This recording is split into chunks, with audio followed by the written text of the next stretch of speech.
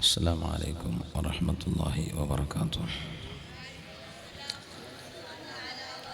أعوذ بالله من الشيطان الرجيم. بسم الله الرحمن الرحيم. الحمد لله رب العالمين. نشهد أن لا إله إلا الله، ونشهد أن سيدنا ومولانا محمدا عبده ورسوله، أرسله بالهدى ودين الحق ليظهره على الدين كله ولو كره المشركون. الصلاة والسلام عليك يا سيدي يا رسول الله صلى الله عليه وسلم. خذ بيدي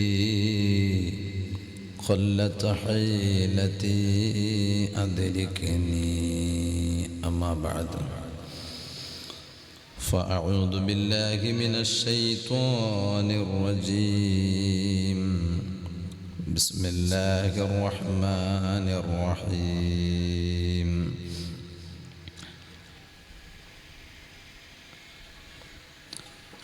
يوم تشهد عليهم ألسنتهم وأيديهم وأرجلهم بما كانوا يعملون.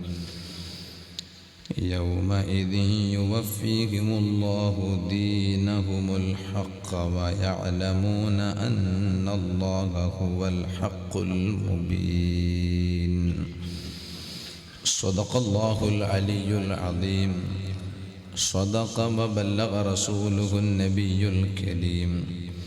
ونحن على ما قال ربنا من الشاهدين الشاكرين، والحمد لله رب العالمين. يا رحمة الله إني خائف وجيل، يا نعمة الله إني مفلس عاني، وليس لي عمل ألقى العليم به سوى محبتك العظمى وإيماني. يا رب بالمصطفى بلغ مقاصدنا واغفر لنا ما مضى يا واسع الكرم. مولاي صل وسلم دائما أبدا على حبيبك خير الخلق كلهم.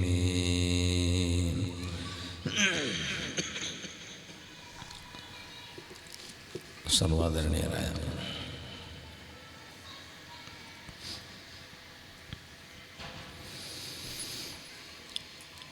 സയ്യിദ് അവരുകൾ,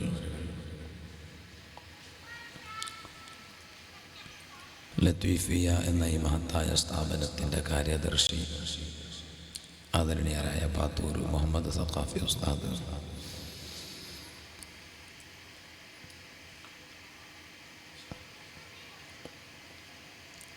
ഉമർ സഖാഫി ഉസ്താദ്, നേരത്തെ സ്വാഗത പ്രഭാഷണം നടത്തിയ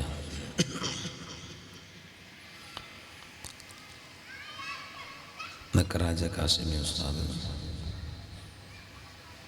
ഷൈഖുനയുടെ പ്രിയപ്പെട്ട മകൻ അൻവർ സഖാഫി ഉസ്താദ്, മറ്റു എല്ലാ ആദരണീയരായ ഉസ്താദുമാർ, സ്റ്റേജിലിരിക്കുന്ന ഉമറാക്കൾ,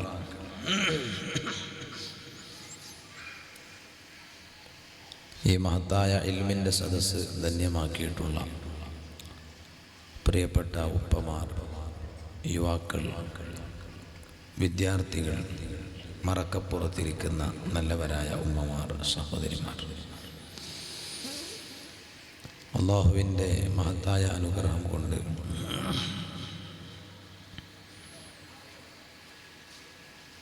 പരിശുദ്ധ റജബ് മാസത്തിൽ വർഷങ്ങളോളമായി ഇവിടെ നടത്തിവരുന്ന മഹത്തായ അജ്മീർ ആണ്ട് നിറച്ചതും അതിനോട് അനുബന്ധിച്ച് സംഘടിപ്പിച്ചിട്ടുള്ള മഹത്തായ മതവിജ്ഞാന സദസ്സും ഇവിടെ നടന്നുകൊണ്ടിരിക്കുകയാണ്.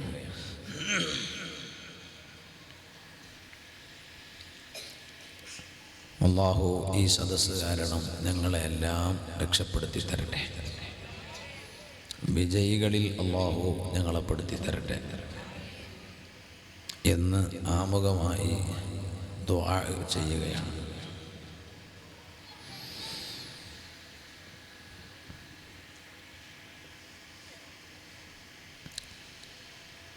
അല്ലാഹുവിൻ്റെ അടിമകളായ സത്യവിശ്വാസികൾ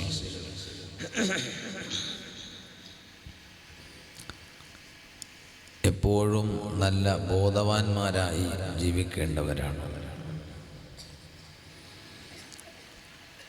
ലക്ഷ്യബോധമില്ലാത്ത ജീവിതം അത് വൃഥാവിലാകും എന്നതിൽ സംശയമില്ല.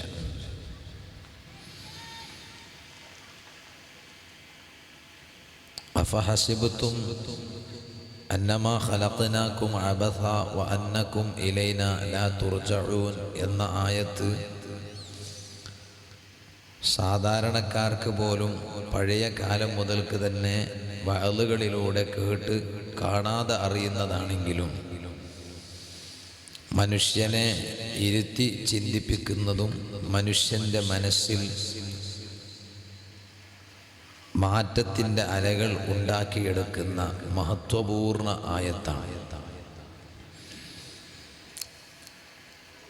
ഞാൻ നിങ്ങളെ ഒരു ലക്ഷ്യവുമില്ലാതെ വെറുതെ അങ്ങ് പടച്ചതാണ് എന്ന് നിങ്ങൾ ആരെങ്കിലും കരുതുന്നുണ്ടോ? എൻ്റെ അടിമകളായ നിങ്ങൾ എന്നിലേക്ക് മടക്കപ്പെടുകയില്ല എന്ന് നിങ്ങൾ ധരിച്ചു വെച്ചിട്ടുണ്ടോ എന്ന ആ ചോദ്യത്തിൻ്റെ കട്ടി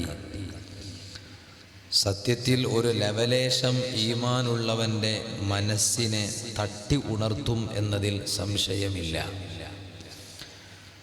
അത്രയും ഒരു ഗൗരവ സ്വരമാണ് നമുക്ക് ആ ചോദ്യത്തിലൂടെ ഉൾക്കൊള്ളാൻ കഴിയുന്നത്.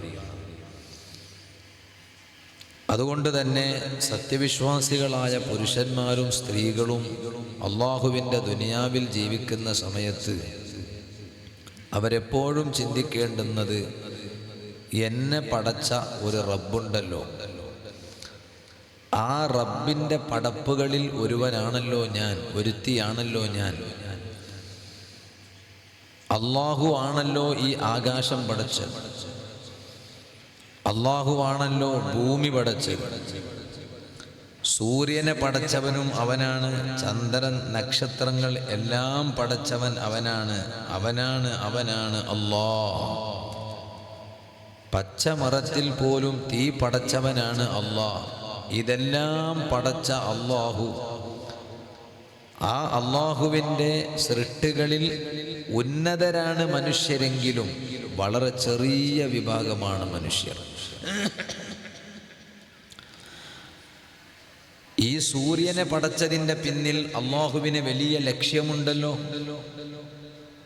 ചന്ദ്രനെ സൃഷ്ടിച്ചതിൻ്റെ പിന്നിൽ അല്ലാഹുവിന് വലിയ ഏമുണ്ടല്ലോ. നക്ഷത്രങ്ങളെ സൃഷ്ടിച്ചതിൻ്റെ പിന്നിലും തദൈവ അല്ലാഹുവിന് ഒരുപാട് ലക്ഷ്യങ്ങളുണ്ട്. എന്നാൽ ഇതെല്ലാം പടച്ചവൻ തന്നെയാണ്, സൃഷ്ടാവ് തന്നെയാണ് മനുഷ്യരായ നമ്മെയും പടച്ചത്. അപ്പൊ എന്നെയും നിങ്ങളെയും പടച്ചപ്പോൾ അതിൻ്റെ പിന്നിൽ അല്ലാഹുവിന് ഏതായാലും ഒരു ലക്ഷ്യമുണ്ടാകുമെന്നതിൽ സംശയമില്ല.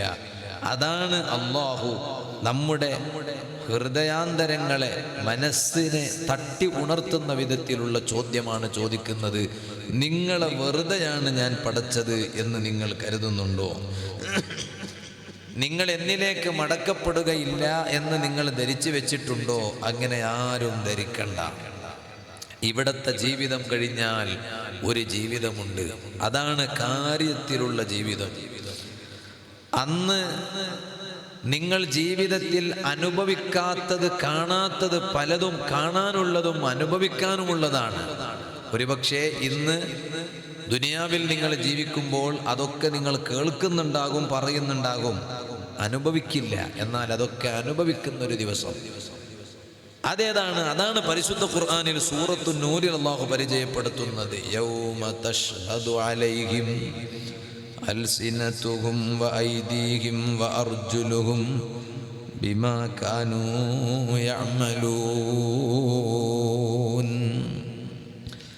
എന്തെല്ലാമാണ് അവരിവിടെ ചെയ്തു വെച്ചത്, എന്തെല്ലാമാണ് അവരിവിടെ പ്രവർത്തിച്ചത്, എന്തെല്ലാമാണ് അവരിവിടെ കാട്ടിക്കൂട്ടിയത്, അതെല്ലാം നാളെ റബ്ബിൻ്റെ കോടതിയിൽ അതുകൊണ്ട് മുഴുവനും അവരുടെ നാക്കുകൾ സാക്ഷി നിൽക്കുന്നു, കരങ്ങൾ, കൈകൾ സാക്ഷി നിൽക്കുന്നു, കാലുകൾ സാക്ഷി നിൽക്കുന്നു. ഇവിടെ അല്ലാഹുവിനെ എത്രയാണ് നമ്മൾ പറഞ്ഞത്, ആ റബ്ബിനെ പറയാൻ എത്രയാണ് നമ്മൾ വേദി സംഘടിപ്പിച്ചിട്ടുള്ളത്, ആ റബ്ബിനെ കുറിച്ച് എത്രയാണ് നമ്മൾ കേട്ടത്. എന്നാൽ ഒരു ദിവസമുണ്ട്, യൗമഇദി യുവഫീഹിമുല്ലാഹു ദീനഹുമുൽ ഹഖ. എല്ലാവർക്കും അവരുടെ യഥാർത്ഥത്തിലുള്ള ദീനിനെ അല്ലാഹു തആല പൂർത്തീകരിച്ചു കൊടുക്കുന്നൊരു ദിവസമുണ്ട്. ഇന്ന് ചിലപ്പോൾ കേൾക്കുന്നത് ഗൗരവത്തിൽ കാണാത്തതാണെങ്കിലും എല്ലാം ഗൗരവമുള്ളതായിരുന്നു, അത് കേൾക്കേണ്ടതായിരുന്നു, അത് ഉൾക്കൊള്ളേണ്ടതായിരുന്നു എന്ന് പോലും നേരിട്ട് പലതും കാണുമ്പോൾ ചിന്തിക്കേണ്ടി വരുന്നൊരു ദിവസമുണ്ട്. അന്നത്തെ ആ ദിവസം വയഅലമൂന അന്നല്ലാഹ ഹുവൽ ഹഖുൽ മുബീൻ. അന്ന് അവർക്കറിയാം അല്ലാഹു എന്ന് പറഞ്ഞാൽ ഹക്കായവനാണ് അല്ലാഹ്. ആ അല്ലാഹു എന്നത് സത്യമാണ്, അല്ലാഹു ഹക്കാണ് എന്ന് അവർക്കെല്ലാം ബോധ്യപ്പെടുന്നൊരു ദിവസമുണ്ടെന്ന് പരിശുദ്ധ ഖുർആനിൽ അല്ലാഹു തആല പറയുന്നുണ്ട്. ആ റബ്ബിനെ കുറിച്ച് നേർക്കുനേർ അറിയുന്നൊരു ദിവസം വരുന്നതിന് മുമ്പ് ഈ ദുനിയാവിൽ ആ റബ്ബിനെ കീഴ്പ്പെട്ട് ജീവിക്കുന്നൊരു സ്വഭാവം സത്യവിശ്വാസികൾക്ക് എപ്പോഴും ഉണ്ടാകേണ്ടതാണ്. അതല്ലേ പരിശുദ്ധ ഖുർആനിൽ അല്ലാഹു തആല പറയുന്നത്, ഓ ജനങ്ങളെ, നിങ്ങൾ ചെയ്തു വെച്ചതിന് പകരം എല്ലാം റബ്ബിൻ്റെ കോടതിയിൽ നിങ്ങളുടെ കരങ്ങളും നാക്കുകളും കാലുകളുമെല്ലാം സാക്ഷി നിൽക്കുന്നൊരു ദിവസമുണ്ട് എന്ന ബോധം വേണം കേട്ടോ. ആ ജീവിതത്തിന് വേണ്ടിയാകണം ഭൗതിക ലോകത്തുള്ള നമ്മുടെ ജീവിതം പാകപ്പെടുത്തേണ്ടുന്നത്. പരിശുദ്ധ ഖുർആനിലെ സൂറത്തുന്നൂർ നബി സല്ലല്ലാഹു അലൈഹി വസല്ലമ തങ്ങൾ സ്ത്രീകൾക്ക് നിങ്ങൾ പഠിപ്പിച്ചു കൊടുക്കണം എന്ന് പറഞ്ഞ സൂറത്താണ്. സ്ത്രീകൾക്ക് പ്രത്യേകം പഠിപ്പിച്ചു കൊടുക്കേണ്ടുന്ന സൂറത്താണ് അല്ലിമൂ നിസാഅക്കും സൂറത്തുന്നൂർ. നിങ്ങളുടെ സ്ത്രീകൾക്ക് നിങ്ങൾ സൂറത്തുന്നൂർ പഠിപ്പിച്ചു കൊടുക്കൂ. കാരണം ആ സൂറത്തിൽ സ്ത്രീകൾ ധാരാളം അറിയേണ്ടുന്ന വിഷയമുണ്ട്, അവരുമായി ബന്ധപ്പെട്ട ഒരുപാട് വിഷയങ്ങളുണ്ട്. പരിശുദ്ധ ഖുർആനിൽ അല്ലാഹു തആല പറയുന്നു, ആ സൂറത്തിൽ പറഞ്ഞ ആശയങ്ങളെ കൂട്ടത്തിൽ ഒരു ആശയം നോക്കൂ നിങ്ങൾ. ഖുർആനിൽ അല്ലാഹു തആല പറയാണ്, വഅൻകിഹുൽ അയാമ മിൻകും വസ്സാലിഹീന മിൻ ഇബാദിക്കും വഇമാഇക്കും.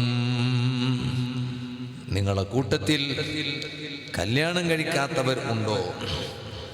ഭാര്യയില്ലാത്ത ഭർത്താവുണ്ടോ? ഭർത്താവില്ലാത്ത ഭാര്യയില്ലാത്ത പുരുഷന്മാരുണ്ടോ? ഭർത്താവില്ലാത്ത സ്ത്രീകളുണ്ടോ? എന്നാൽ കല്യാണം കഴിക്കാനുള്ള സമയമായെങ്കിൽ പിന്നെ കല്യാണം കഴിക്കാതിരിക്കാൻ പാടില്ല. വേഗം നിങ്ങൾ അവരെ നിക്കാഹ് ചെയ്തു കൊടുക്കാൻ, കെട്ടിച്ചേക്കാനും കെട്ടിച്ചു കൊണ്ടുവരാനും നിങ്ങൾ ശ്രമിക്കണം എന്ന് പരിശുദ്ധ ഖുർആനിൽ അല്ലാഹു തആല പറഞ്ഞു. പലപ്പോഴും ഇന്ന് കല്യാണം കഴിക്കാനുള്ള പ്രായമായിട്ടും കല്യാണം കഴിക്കാത്ത ചെറുപ്പക്കാരുള്ള കാലമാണ്. കല്യാണത്തിൻ്റെ പ്രായം കഴിഞ്ഞിട്ടും കല്യാണം കഴിക്കാത്ത യുവതികളുള്ള കാലമാണ്. അതിന് പലപ്പോഴും പറയുന്ന ന്യായങ്ങൾ എന്താണ്? വീടുണ്ടായിട്ട് കല്യാണം കഴിക്കാന്ന്. എന്നാൽ കുറഞ്ഞ കാലം കൊണ്ട് വീട് ഉണ്ടാക്കൽ നടക്കുന്നുവെങ്കിൽ തിരക്കേടില്ല. ഇത് കുറേ കാലമായി വീടുണ്ടായി കിട്ടാൻ വേണ്ടി കാത്തിരിക്കുകയാണ്, എന്നിട്ട് വേണം ഒരു കല്യാണം കഴിക്കാൻ. എന്തുകൊണ്ട് ബാപ്പ മകൾക്ക് വിവാഹ പ്രായം എത്തിയിട്ടും മോളെ എന്തേ കെട്ടിച്ചയക്കാത്തതെന്ന് ചോദിച്ചാൽ, അവളിപ്പോൾ പഠിക്കുകയാണ് ഉസ്താദേ, അവൾക്ക് പഠനം കഴിഞ്ഞിട്ട് മതി കല്യാണം. തിരക്കേടില്ല, പഠനം വേഗം കഴിയുകയാണെങ്കിൽ കുറച്ചു കാലം വെയിറ്റ് ചെയ്യുന്നതിന് വിരോധമൊന്നുമില്ല. കുറേ കാലമുണ്ട് ഇനിയും. അതൊക്കെ കഴിയുമ്പോഴേക്ക് അവൾക്ക് വയസ്സ് കുറേ ആകും. എന്നിട്ട് ഇപ്പൊ പുതിയ പെണ്ണായി വരികയാണ്. വയസ്സെത്രയെന്ന് ചോദിച്ചാൽ 33. മിഞ്ഞാന്ന് ഞാനൊരു സ്ഥലത്ത് വേദന വന്നു. സ്ഥലത്തിന്റെ പേര് പറയില്ല. അത് കടലിന്റെ അപ്പുറത്തുള്ള സ്ഥലമാണ്, ഇപ്പുറത്തുള്ള സ്ഥലമൊന്നുമല്ല. പക്ഷെ എന്നാലും അവിടെയൊക്കെ ഓൺലൈൻ സിസ്റ്റം ഉണ്ട്, റേഞ്ചും ഉണ്ട്. അതുകൊണ്ട് തന്നെ അവരൊക്കെ ലൈവായി വേദ കേൾക്കുന്നുണ്ടാവും. കഴിഞ്ഞ ആഴ്ച പോയതാണ്. അപ്പൊ അവിടുത്തെ സദസ്സിലിരിക്കണ പുരുഷന്മാരോടൊക്കെ ചോദിച്ചു, നിങ്ങൾ എത്രാമത്തെ വയസ്സിലാണ് കല്യാണം കഴിക്കണമെന്ന് ചോദിച്ചു. അപ്പൊ നേരത്തെ തന്നെ എനിക്ക് വിവരം കിട്ടിയിരുന്നു, പുരുഷന്മാരൊക്കെ ചെറുപ്പക്കാരൊക്കെ കുറേ അങ്ങ് പ്രായം കഴിഞ്ഞിട്ടാണ് കല്യാണം കഴിക്കുക. ഞങ്ങളുടെ നാട്ടിലെ പ്രായം പോലെയല്ല. അപ്പൊ ആ സദസ്സിൽ ഏറ്റവും പ്രായമുള്ള ഒരാളായിരുന്നു ഉണ്ടായിരുന്നു മുന്നിലിരിക്കണത്. മൂപ്പരോട് ഞാൻ ചോദിച്ചു, അല്ല മൂപ്പരൊരു മാസ്റ്ററാണ്. അപ്പൊ അല്ല മാസ്റ്ററെ, നിങ്ങൾ എത്രാമത്തെ വയസ്സിലാണ് കല്യാണം കഴിച്ചെന്ന് ചോദിച്ചു. അപ്പൊ അയാൾ പറഞ്ഞു 33. പിന്നെ എങ്ങനെ നാട് നന്നാവുക? ഏറ്റവും പ്രായമുള്ള മൂപ്പര് കല്യാണം കഴിച്ചത് 33-ാമത്തെ വയസ്സിലാണ്. അത് സ്വർഗത്തിൽ പോകുന്ന പ്രായമാണ് 33 എന്ന് പറഞ്ഞാൽ. കല്യാണം കഴിക്കാൻ 33 ആകണമെന്നൊന്നുമില്ല. അതാണ് പറഞ്ഞത്, നേരത്തെ കല്യാണം കഴിക്കുക. ഖുർആൻ പറഞ്ഞില്ലേ, അപ്പൊ കയ്യിൽ പൈസ ഇല്ല എന്ന ന്യായങ്ങൾ പറഞ്ഞിട്ട് പലതും വരും. വീടുണ്ടായിട്ടില്ല എന്നൊക്കെ പറയും. എന്നാൽ ഖുർആൻ പറഞ്ഞു, നിങ്ങൾ അതൊന്നും നോക്കണ്ട, എല്ലാം തരുന്നവന് റബ്ബാണ്, എല്ലാം നൽകുന്നവന് റബ്ബാണ്.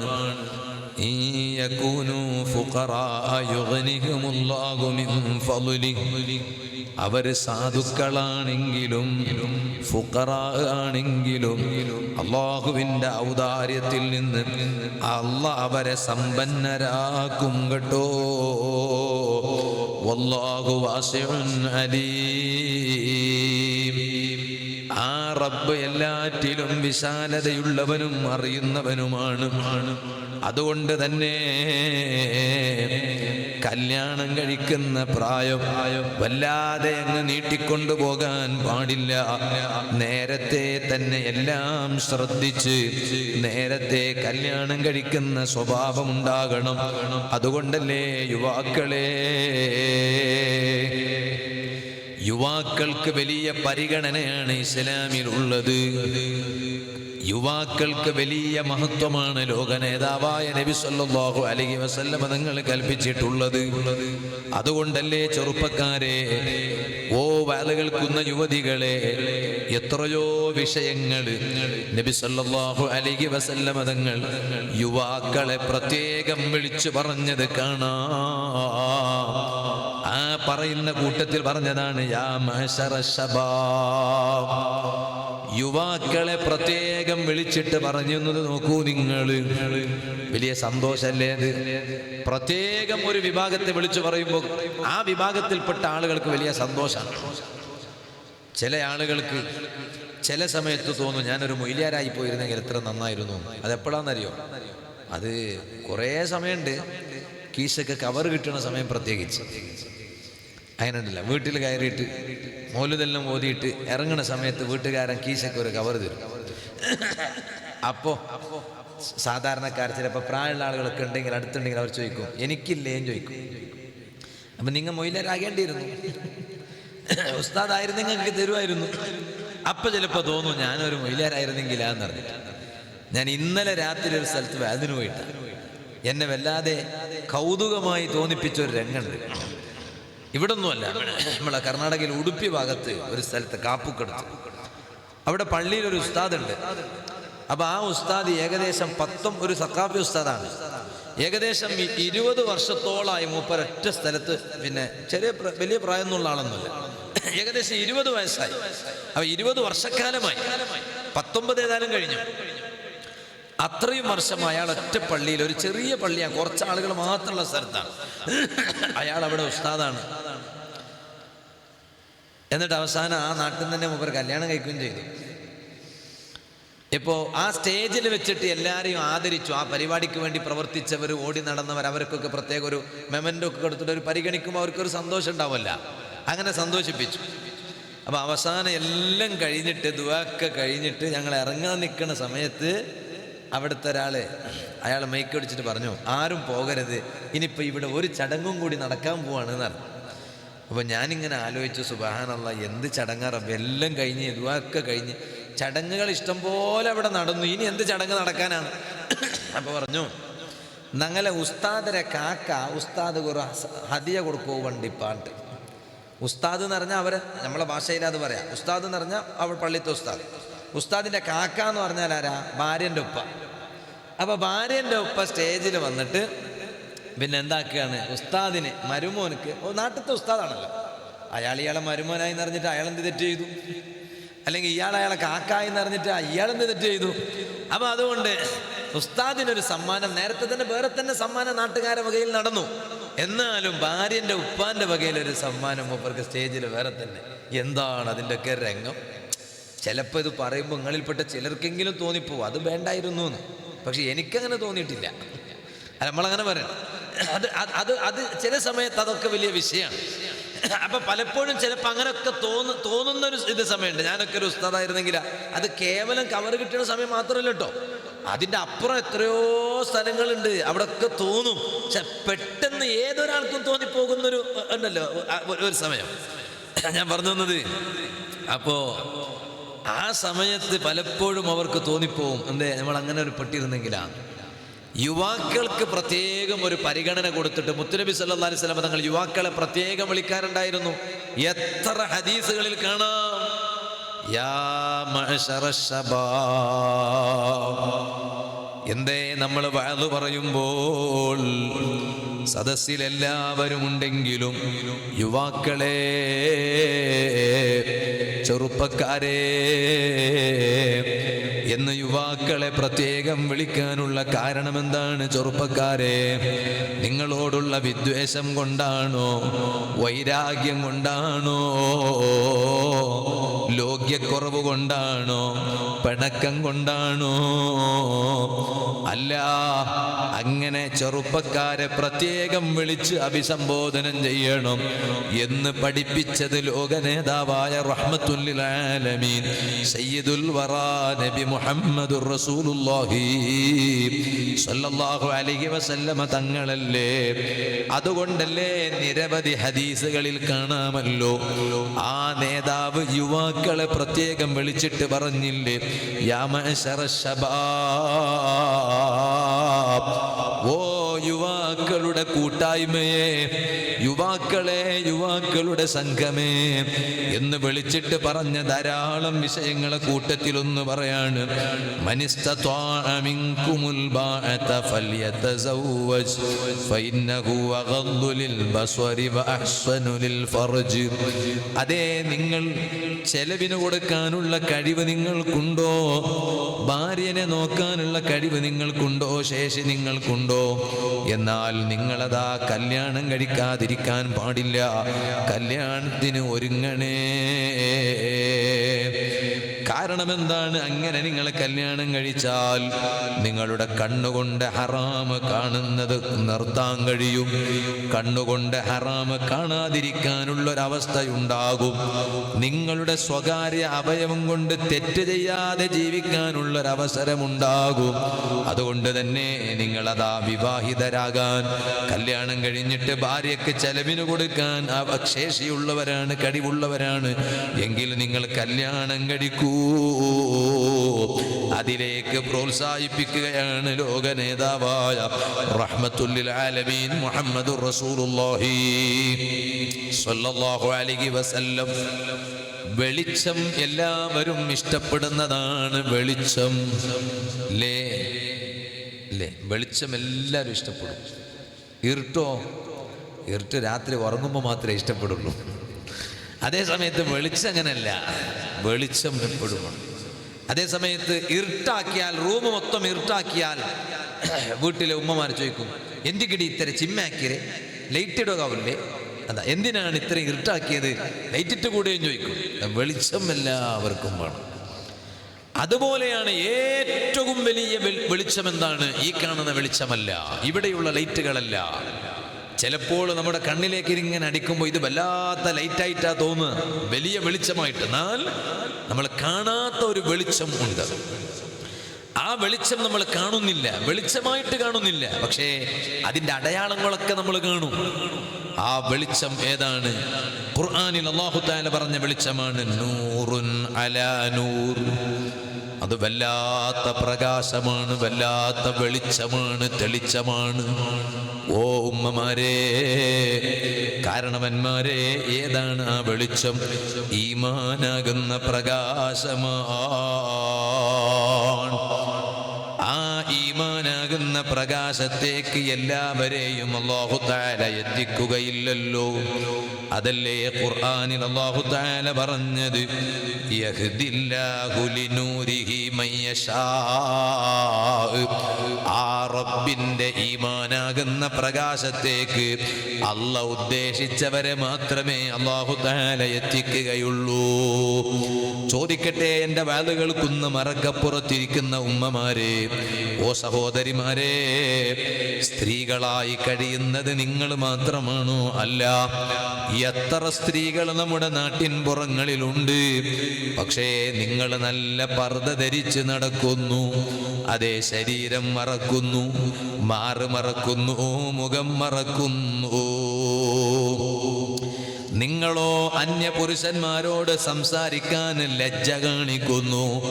എന്നാൽ ചില സ്ത്രീകളുണ്ട്, തല മറച്ചില്ലെങ്കിൽ അവർക്കൊരു പ്രശ്നമല്ല, മുഖം മറച്ചില്ലെങ്കിൽ സാരമില്ല, അന്യപുരുഷന്മാരോട് സംസാരിക്കുന്നതിന് ഒരു മടിയും ഇല്ല. അതേ സമയത്ത് അല്ലാഹു തആല, ഓ മറക്കപ്പുറത്തിരിക്കുന്ന ഉമ്മമാരെ, നിങ്ങൾക്ക് പ്രത്യേകമായ ഒരു വെളിച്ചം തന്നു. തല മറക്കണമെന്ന ചിന്ത നിങ്ങളെ കൽബിൽ അല്ലാഹു ഇട്ട് തന്നു. അത് വലിയ വെളിച്ചമാണല്ലോ. മുഖം മറക്കണമെന്നത് ചിന്ത അല്ലാഹു തആല നിങ്ങൾക്ക് നൽകി. അതുപോലെ അന്യപുരുഷന്മാരോട് സംസാരിക്കാൻ നിങ്ങളെ കിട്ടൂല, അന്യപുരുഷന്മാരോട് തമാശ പറയാൻ നിങ്ങൾക്ക് കിട്ടൂല, നിങ്ങളെ കിട്ടൂല. കാരണം നിങ്ങളെ കൽബിൽ ആ ഒരു പേടി അല്ലാഹു ഇട്ട് തന്നു. അത് വലിയ പ്രകാശമാണ്. നൂറുൻ അലാ നൂർ.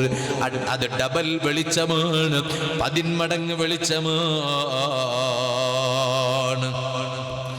അതുകൊണ്ടല്ലേ ഉമ്മമാരെ, ലോക പ്രശസ്ത പണ്ഡിതനായിരുന്ന മഹാനാണ് അല്ലാമ ഇമാം കാസാനി റഹിമഹുല്ലാഹ്. ആ മഹാനവരുകളുടെ ചരിത്രത്തിൽ കാണാം, മഹാനവരുകൾ കല്യാണം കഴിച്ചു. കല്യാണം കഴിച്ചപ്പോൾ ഭാര്യ വലിയ പണ്ഡിതയാണ്, വലിയ ഇൽമുള്ള ഭാര്യയാണ്. ഇൽമു എന്ന് പറഞ്ഞാൽ ഭയങ്കര ഫിഖാണ്. ഏത് മസ്അല അങ്ങ് ചോദിച്ചാലും മറുപടി പറയാൻ കഴിയുന്ന ഭാര്യയായിരുന്നു അല്ലാമ ഇമാം ഖാസാനി റളിയല്ലാഹു അൻഹു, മഹാനവരുകളുടെ ഭാര്യ. ആ ഭാര്യയുടെ പേരാണ് ഫാത്തിമ ബിൻത് സമർഖന്ദി റളിയല്ലാഹു അൻഹാ. ഭർത്താവ് വലിയ ആലിമാണ്, ഭാര്യയും വലിയ ആലിമത്താണ്.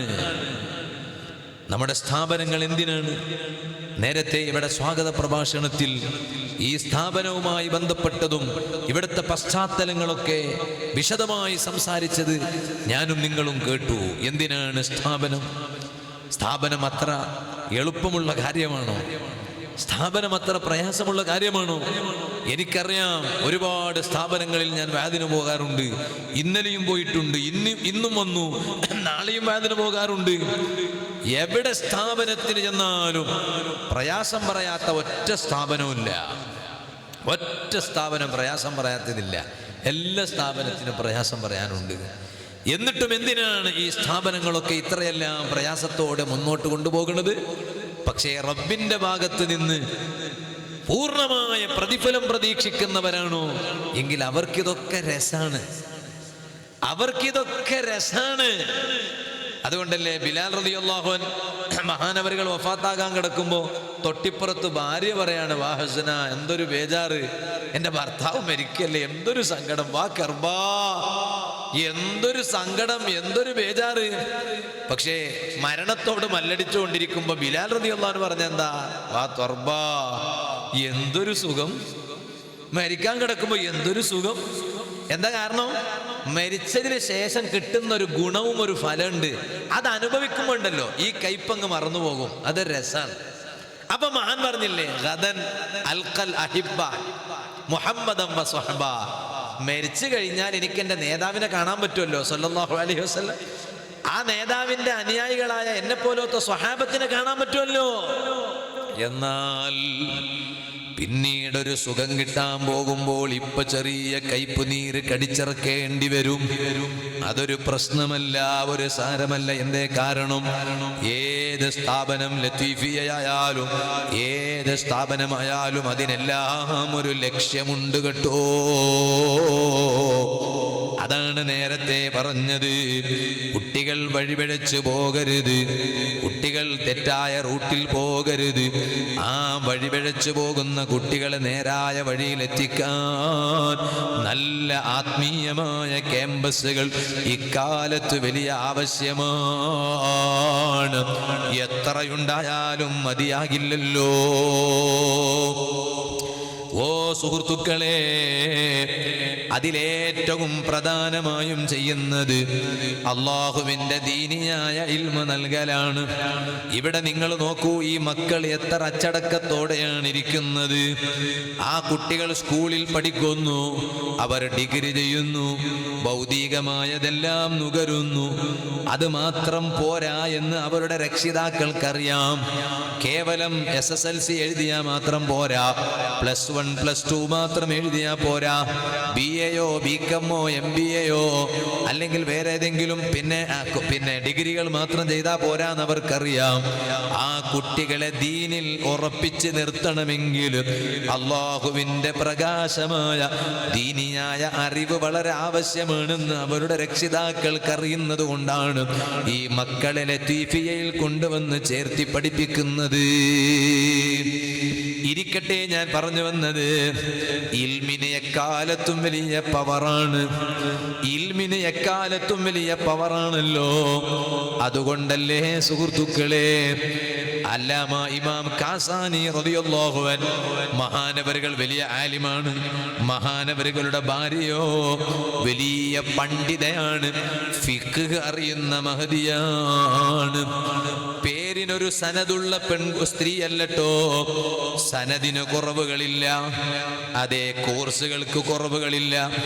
1 മാസത്തിന്റെ കോഴ്സുണ്ട്, 2 മാസത്തിന് കോഴ്സുണ്ട്.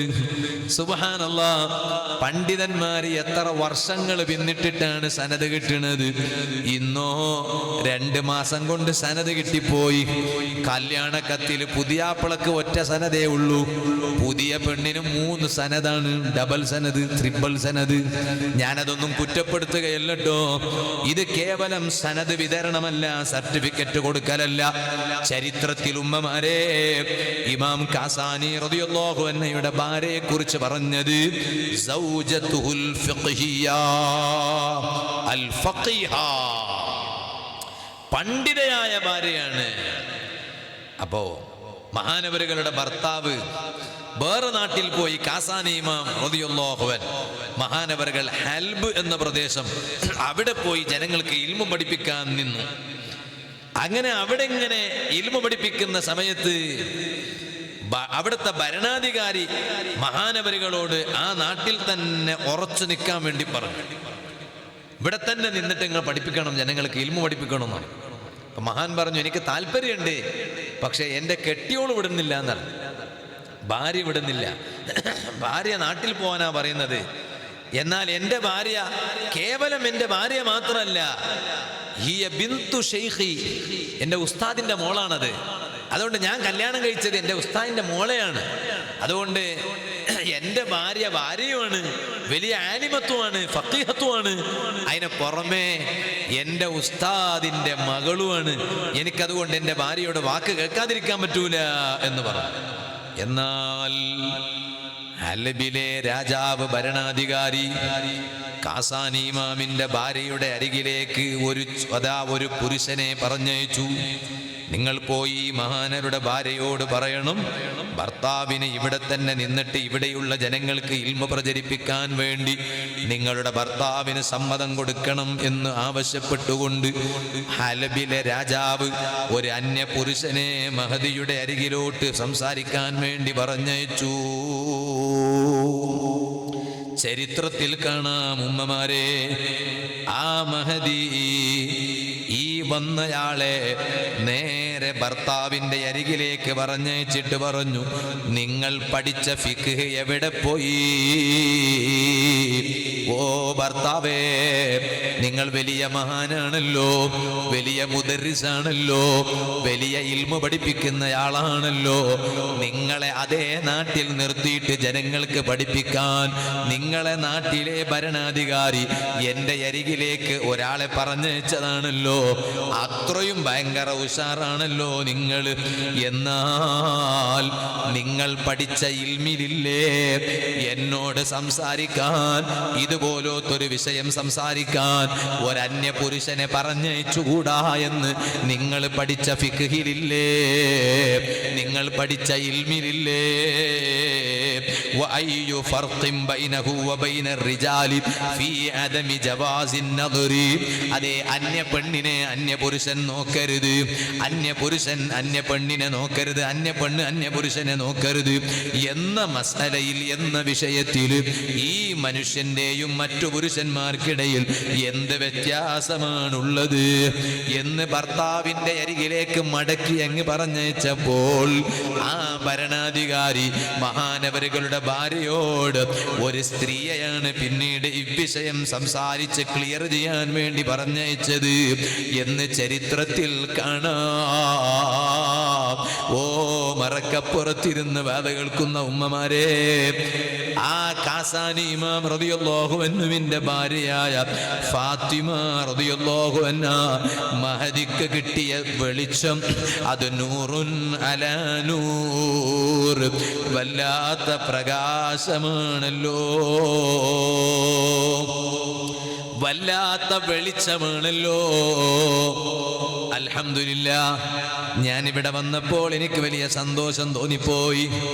ഉമ്മമാരെന്ന് പറഞ്ഞാൽ അവർ ഏത് വിഷയത്തിലും മുന്നിൽ നിൽക്കുന്നവരാണ്. അല്ലാഹു തആല നമ്മുടെ ഉമ്മമാർക്കൊക്കെ വലിയ ബർക്കത്ത് ചെയ്യട്ടെ, സഹോദരിമാർക്ക് അല്ലാഹു തആല വലിയ ബർക്കത്ത് ചെയ്യട്ടെ.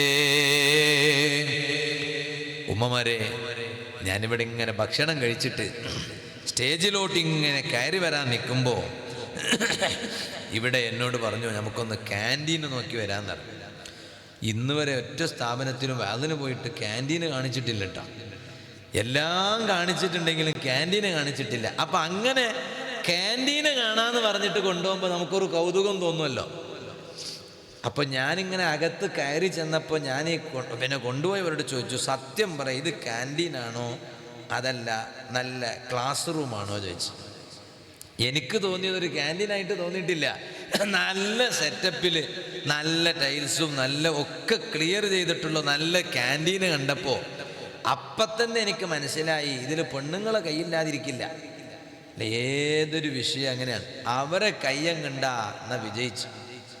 എന്നാൽ നിങ്ങൾ വീട്ടിലൊന്ന് പോയിട്ടൊന്ന്, നിങ്ങൾക്ക് പറയുമ്പോൾ ബേജാറൊന്നും തോന്നണ്ട, നിങ്ങൾക്ക് ബേജാർ തോന്നിയാലും ഞാൻ പറയാതിരിക്കില്ല. നിങ്ങൾ വീട്ടിലൊന്ന് പോയിട്ടൊന്ന് കറി ഉണ്ടാക്കി നോക്കാം. ചോറ് കഴിക്കാൻ ഒരു കറി, ഒന്ന് ചോറുണ്ടാക്കുമ്പോൾ എന്തെങ്കിലും ഒരു കുറവുണ്ടാവും. എത്ര കാലമായി ഈ ഉമ്മമാരൊക്കെ നമുക്ക് ഭക്ഷണം ഉണ്ടാക്കി തരണേ അല്ലേ? നമുക്കിപ്പോൾ അവരോട് പിണങ്ങിയാൽ തന്നെ ഏതെങ്കിലും ഒരു ദിവസം ചിലപ്പോൾ ഞാൻ എവിടെയെങ്കിലും പിന്നെ തട്ടുകടന്ന് പോയിട്ട് കഴിച്ചു വരും. ഒരു ദിവസം, എത്ര ദിവസം അതിന് ബാൽത്തരം ഉണ്ടാവില്ല എന്ന് എൻ്റെ ഭാഷയിൽ പറയാം. ചിലതിന് ബാൽത്തരം ഉണ്ടാവില്ല, നിലനിൽപ്പുണ്ടാവില്ല. അക്കൂട്ടത്തിൽപ്പെട്ട ഒന്നാണത്. അതിന് നിലനിൽപ്പുണ്ടാവില്ല. ഉണ്ടാവോ? നിലനിൽപ്പുണ്ടാവോ? ഇല്ല. 1-2 ദിവസം തന്നെ കഴിച്ചാലും പിന്നെ ശരിയാവില്ല. ഇന്നലെ നമ്മളൊരു സ്നേഹിതനുണ്ട്, ഓൻ പറഞ്ഞു, ഉസ്താദേ വയറ്റുന്ന് പോക്കാണ്, ഇതുവരെ നിന്നിട്ടില്ല എന്ന് പറഞ്ഞു. എന്താ കാരണം? അപ്പോൾ എന്താ കാരണം? വേറൊരാൾക്ക് വയറ്റുന്ന് പോയി എന്ന് പറഞ്ഞിട്ട് നമുക്ക് കേൾക്കുമ്പോൾ കേൾക്കണം, നമുക്കൊരു രസമാണ് അല്ലേ?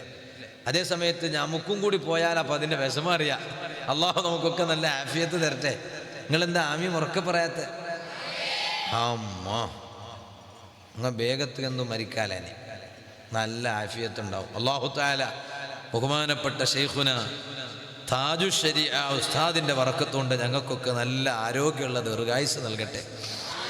ഇവിടെ പ്രത്യേകിച്ച് ആണ്ട് കഴിക്കണ ബഹുമാനപ്പെട്ട സുൽത്താനുൽ ഹിന്ദ് ഗരീബ് നവാസ് ഖാജ മുഈനുദ്ദീൻ ചിസ്തിയിൽ അജ്മീരി ഖദ്ദസല്ലാഹു സിർറഹുൽ അസീസ് മഹാനവരുകളുടെ ബറക്കത്ത് കൊണ്ട് അള്ളാഹു ഞങ്ങൾക്കൊക്കെ നല്ല ആഫിയത്തുള്ള ദീർഘായുസ്സ് നൽകട്ടെ. ആഫിയത്തില്ലെങ്കിൽ എല്ലാം പോയി. ഞാനിവിടെ വന്നപ്പോൾ തന്നെ ഉമർ സക്കാബി ഉസ്താദ് എന്നോട് ചോദിച്ചെന്താണെന്നറിയോ, ആഫിയത്തൊക്കെ തന്നെയല്ലേ? കാരണം അവർക്കറിയാം എന്നു രാത്രി ഉറക്കം വയ്ക്കുന്ന ആളുകൾക്ക് കുറച്ച് കഴിഞ്ഞാൽ ആഫിയത്തെല്ലാം കുറയും. അള്ളാഹു തആല ഞങ്ങളെ മശായിഖുമാരെ ബറക്കത്തുകൊണ്ട്, ഞങ്ങളെ ഉസ്താദുമാരെ ബറക്കത്തുകൊണ്ട് അള്ളാഹുവേ നീ ഞങ്ങൾക്കെല്ലാവർക്കും, ഈ ഇരിക്കണ ഉസ്താദുമാർക്കും ഉമറാക്കൾക്കും നേതാക്കൾക്കും ഈ ഇരിക്കണ മക്കൾക്കും ഇവിടെയുള്ള ഉപ്പമാരി ഇൽമിൻ്റെ സദസ്സ് ധന്യമാക്കി തന്ന ഈ ജേട്ടാനുജന്മാർക്കും മറക്കപ്പുറത്തിരിക്കുന്ന എൻ്റെ എല്ലാ ഉമ്മ പെങ്ങന്മാർക്കും ഈ പരിപാടി ലൈവായി കണ്ട് വീക്ഷിച്ചു കൊണ്ടിരിക്കുന്ന എൻ്റെ എല്ലാ സ്നേഹജനങ്ങൾക്കും നീ ആഫിയത്തുള്ള ദീർഘായുസ്സ് നൽകണേ അല്ലാ. ഇന്ന് കൂറത്തങ്ങളുപ്പാപ്പാൻ്റെ മകൻ്റെ നിക്കാഹ് കഴിഞ്ഞിട്ട് ഞാനവിടെ നിന്ന് പയ്യന്നൂർ റെയിൽവേ സ്റ്റേഷനിൽ ട്രെയിന് വരാൻ വേണ്ടി ഞാനിങ്ങനെ വണ്ടിയിലിരുന്നിട്ട് ഇങ്ങനെ ഇരിക്കുമ്പോൾ ഞങ്ങളെ മൂടബിദ്രയിൽ ഞാൻ ദർസ് നടത്തുന്ന സ്ഥലമാണ്. അവിടുന്ന് ഞാൻ പറയട്ടെ ഉമ്മ, എപ്പോഴാണ് ആഫിയത്ത് ഇല്ലാണ്ടാവുക എന്ന് പറയാൻ പറ്റൂല. അതുകൊണ്ടല്ലേ മുത്തുനബി സല്ലല്ലാഹു അലൈഹി വസല്ലം തങ്ങൾ പറഞ്ഞത് സലുല്ലാഹ അൽ ആഫിയ, നിങ്ങൾ അള്ളാഹിനോടൊക്കെ ആഫിയത്തിന് ചോദിക്കുക. ആഫിയ എന്ന് പറഞ്ഞാൽ അതിലൊക്കെ ആരോഗ്യം പെട്ടു, സുഖവും പെട്ടു, സന്തോഷവും പെട്ടു, സമാധാനവും പെട്ടു, എല്ലാ കാര്യം പെട്ടു. അതുകൊണ്ട് റബ്ബേ നീ ആഫിയത്ത് തരണേ അള്ളാഹ് അത് വേർക്കേണ്ടത്. അപ്പം അവിടെ ഇങ്ങനെ ഇരുന്നിട്ട് വണ്ടിയിലിരുന്നിട്ട് ട്രെയിന് വരുന്നത് കാത്തിരിക്കുമ്പോൾ മൂടബിദ്രയിന്ന് ഒരു ചങ്ങായി വിളിച്ചിട്ട് പറഞ്ഞു, ഉസ്താദേ സഹറത്തുൽ ഖുർആനിൽ പോയി പഠിക്കണ ഒരു കുട്ടിയാണ്, 6 വയസ്സുള്ളൊരു കുട്ടി, മുഹമ്മദ് നാഷിത്ത് എന്ന് പേര്. നാഷിത്ത് എന്ന് പറഞ്ഞാൽ നല്ല നഷാത്തുള്ള കുട്ടി എന്നല്ല എൻ്റെ അർത്ഥം, ആവേശമുള്ള കുട്ടി. പറയുമ്പോൾ ആ കുട്ടി അങ്ങനെ ആയിരുന്നു എന്നാണ് പറഞ്ഞത്. പക്ഷേ ഒരു ദിവസം അവിടെ നിന്ന് ഇങ്ങനെ തല ഇങ്ങനെ കറങ്ങി വീണങ്ങ് കുട്ടി, പാവം, ഒരു ലക്ഷണവും ഇല്ല, അങ്ങ് തല കറങ്ങി വീണുപോയി. പിന്നെ കൊണ്ടുപോയി ടെസ്റ്റ് ചെയ്ത് നോക്കി, സ്കാനിങ് ചെയ്ത് നോക്കുമ്പോൾ ഒക്കെ തലൻ്റെ ഉള്ളിൽ എന്തോ ഒരു ഗഡ്ഡുണ്ട് എന്ന് പറഞ്ഞു. നമ്മളൊന്ന് ആലോചിച്ച് നോക്കുക, അതുവരെ ഒന്നും അറിയില്ല, നല്ല ആവേശത്തോടെ നടന്ന കുട്ടിയാണ്, ഗഡ്ഡുണ്ട് എന്ന് പറഞ്ഞു. ഇപ്പൊ പറയുന്നത് ഓപ്പറേഷൻ ചെയ്യേണ്ടി വരും, 12 മണിക്കൂറോളം നീണ്ടു നിൽക്കുന്ന ഓപ്പറേഷൻ. എന്തായിരിക്കും ഇപ്പം അതിൻ്റെ ഒക്കെ കഥങ്ങളൊന്ന് ആലോചിച്ച് നോക്കുക. അല്ലാഹുവേ, ഞാനിത് കേട്ടപ്പോൾ നമുക്കില്ലേ ആ വയസ്സുള്ള മക്കൾ, എൻ്റെ മനസ്സ് വല്ലാതെ വേദനിച്ചു പോയി. റബ്ബേ, നീ ആ മക്കളെയും ഞങ്ങളെ മക്കളെയും ഞങ്ങളെയും അതുപോലെ നീ ഇടങ്ങേറാക്കല്ലേ റഹ്മാനെ. പരിപൂർണ ശിഫാ ഈ മജ്ലിസിന്റെ ബർക്കത്തുണ്ട്, ഈ സ്ഥാപനത്തിന്റെ ബർക്കത്തുണ്ട്, ഇവിടെ മറപ്പെട്ട് കിടക്കുന്ന ശൈഖുനയുടെ ബർക്കത്തുണ്ട്. അല്ലാഹ് നീ ശിഫ കൊടുക്കണേ അല്ലാഹ്, ആജിലും കാമിലുമായ ശിഫ കൊടുക്കണേ അല്ലാഹ്. അത്തരത്തിലുള്ള ഒരു രോഗവും നീ ഞങ്ങൾക്കോ ഞങ്ങളെ വീട്ടുകാർക്കോ ഉമ്മബാപ്പമാർക്കോ ഭാര്യ സന്താനങ്ങൾക്കോ സ്നേഹജനങ്ങൾക്കോ ഉസ്താദുമാർക്കോ ആർക്കും നീ തന്ന് പരീക്ഷിക്കല്ലേ റഹ്മാനെ. ഞാൻ പറഞ്ഞു വന്നത് ആഫിയത്ത് വളരെ പ്രധാനമാണ്, അത് വലിയ സംഗതിയാണ്. അള്ളാഹു നമ്മുടെ ഉമ്മമാർക്കൊക്കെ നല്ല ആഫിയത്ത് കൊടുക്കട്ടെ. അപ്പൊ ക്യാൻറ്റീൻ അങ്ങ് കാണാൻ ചെന്നപ്പോ നല്ല മനോഹരമായ ക്യാൻറ്റീനാണ്. അപ്പം തന്നെ എനിക്ക് മനസ്സിലായി ഉമ്മമാരെ സഹായം ഇവിടെ കിട്ടാതെ പോയിട്ടുണ്ടാവില്ല. കാരണം അത്രയും നല്ല ഉഷാർ. നോക്കുമ്പോൾ എല്ലാവരും സഹായിച്ചിട്ടുണ്ട്.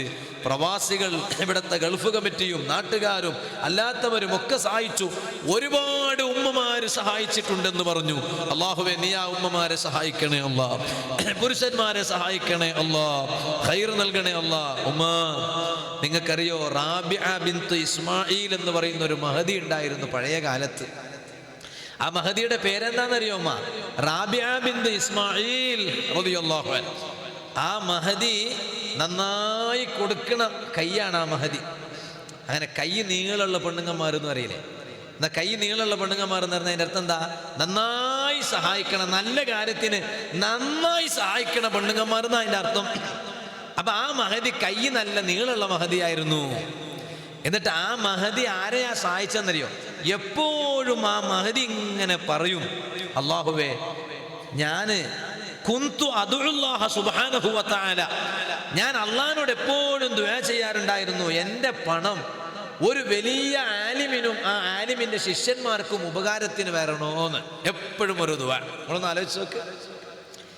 എൻ്റെ ഈ പണം വലിയ ഒരു ആലിമിനും ആ ആലിമിന്റെ അസ്ഹാബിനും ശിഷ്യന്മാർക്കും ഉപകാരത്തിന് വരുന്ന പണാകണോ എന്ന് പറഞ്ഞിട്ട് ആ മഹദി ദ്വാരക്കാരുണ്ടായിരുന്നു. ആ ദ്വാക്ക് അല്ലാഹു തആല ഉത്തരം കൊടുത്തു. ആ മഹദിയുടെ സഹായം പിന്നീട് ആർക്കാണ് കിട്ടിയത്? അന്ന് ജീവിച്ചിരിപ്പുള്ള വലിയ പണ്ഡിതനാണ് അഹ്മദ് ഇബ്നു അബിൽ ഹവാരി റഹ്മത്തുള്ളാഹി അലൈഹി. മഹാനവരുകൾ ദർസ് നടത്തുന്നു, കോളേജ് നടത്തുന്നു. പിന്നീട് ആ മഹദിയുടെ സഹായം ആ മഹാനവരുകളുടെ ദർസിനാണ് എപ്പോഴും കിട്ടിക്കൊണ്ടിരുന്നത്. അവിടെ പഠിക്കുന്ന മുതഅല്ലിമുകൾക്കാണ്, ആ ദർസിനാണ്. ഒരിക്കൽ ഈ മഹദിയും അഹ്മദ് ഇബ്നു അബിൽ ഹവാരി റളിയല്ലാഹു അൻഹു തമ്മിലതാ കാണാനിടയായി എന്ന് പറഞ്ഞാൽ നേരിട്ട് കണ്ടു എന്നല്ല അതിൻ്റെ അർത്ഥം. അതേ എവിടുന്നോ മറയോടുകൂടെ കാണാനിടയായപ്പോൾ സാധാരണഗതിയിൽ അതേ ദുആ കൊണ്ട് വസിയത്ത് ചെയ്യാറുണ്ടല്ലോ, അങ്ങനെ പറയുന്ന കൂട്ടത്തിൽ ആ മഹദി ഈ പണ്ഡിതനോട് പറഞ്ഞു, കുന്തു അദുല്ലാഹ സുബ്ഹാനഹു വ തആല അയ്യകുല മാലി മിസ്ലുക വ മിസ്ലു അസ്ഹാബിക. ഓ അഹ്മദ് തങ്ങളെ, ഞാൻ എപ്പോഴും അല്ലാഹുവിനോട് ദുആ ചെയ്യാറുണ്ടായിരുന്നു, എനിക്ക് നീ ധാരാളം പണം തന്നിട്ടുണ്ട്, എവിടെയെങ്കിലും കൊടുക്കുമ്പോൾ അത് ഉപകാരത്തിന് വേണ്ടിയുള്ളതാകണ്ടേ. അതുകൊണ്ട് നിങ്ങളെപ്പോലത്ത ഒരു പണ്ഡിതനും ആ പണ്ഡിതന്റെ ശിഷ്യന്മാർക്ക് എൻ്റെ പണം നന്നായി ഉപയോഗത്തിന് വരണം, അതിനൊരു തൗഫീഖ് ഉണ്ടാകാൻ വേണ്ടി ഞാൻ ദുആ ചെയ്യാറുണ്ടായിരുന്നു. അപ്പൊ അൽഹംദുലില്ലാഹ് അല്ലാഹു തആല നിങ്ങളെയും നിങ്ങളുടെ ശിഷ്യന്മാരെയാണ് എനിക്ക് കാണിച്ചു തന്നത് കേട്ടോ. അതുകൊണ്ട് നന്നായി റബ്ബിന്റെ ദീനിനെ സ്നേഹിക്കണം. ഇത് സാന്ദർഭികമായി ഞാൻ പറഞ്ഞതാണ്, ഇരിക്കട്ടെ, ഞാൻ പറഞ്ഞ വിഷയം മറക്കണ്ട. നൂറുൻ അലാ നൂർ, അല്ലാഹുവിന്റെ ഭാഗത്തു നിന്നുള്ള പ്രത്യേകമായ വെളിച്ചമാണ്, പ്രകാശമാണ് ദീനനുസരിച്ച് നടക്കുക എന്നത്. അതുകൊണ്ടല്ലേ യഹ്ദില്ലാഹു ലിനൂരിഹി മയ്യശാ, ആ അല്ലാഹു തആല ഉദ്ദേശിച്ചവർക്ക് മാത്രമേ ആ റബ്ബിന്റെ ഈമാനികമായ വെളിച്ചത്തിലേക്ക് അല്ലാഹു തആല എത്തിക്കുകയുള്ളൂ. ആ ഈമാനികമായ വെളിച്ചം കിട്ടിയവരല്ലേ സുഹൃത്തുക്കളെ ഞാനും നിങ്ങളും. അതുകൊണ്ട് തന്നെ ആ ഈമാനിന്റെ വെളിച്ചം കിട്ടാത്തവരെ കുറിച്ച് നമുക്ക് കാണാൻ കഴിയും. സുബ്ഹാനല്ലാഹ്, ചില ആളുകളെ കണ്ടില്ലേ നിങ്ങള്? നല്ല ആളാണ്, പള്ളിയിൽ നിസ്കരിക്കാൻ വരും, പള്ളിയിൽ ഇരുന്നിട്ട് ഖുർആൻ ഓതും. എന്നാൽ പള്ളിയിൽ ഇങ്ങനെ ബഹളം വെച്ച് സംസാരിക്കാൻ പാടില്ല എന്ന് അയാൾക്ക് അറിയില്ല എന്നല്ല, ചിലപ്പോ അറിഞ്ഞാലും സുബ്ഹാനല്ലാഹ് ബഹളം വെച്ച് സംസാരിക്കും. അതുകൊണ്ടല്ലേ ചില നല്ല മനുഷ്യന്മാരെ കണ്ടിട്ടില്ലേ നിങ്ങള്? പള്ളിന്റെ ഉള്ളിൽ നിന്ന് ചിലപ്പോ മൊയ്ലാർ സംസാരിക്കുകയാണെങ്കിലും അയാൾ ഉസ്താദിന്റെ കൈയും പിടിച്ചിട്ട് പുറത്തേക്ക് വരും.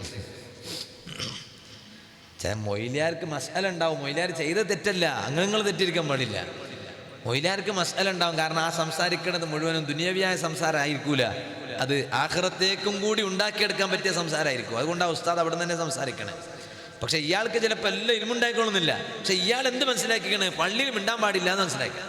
അപ്പൊ ഉസ്താദിനെയും കൈപിടിച്ചിട്ടാണ് ഇയാൾ പുറത്ത് വന്നിട്ട് പുറത്തെ പള്ളിയിൽ നിന്ന് സംസാരിക്കുക. നമ്മൾ ആലോചിച്ച് നോക്ക്.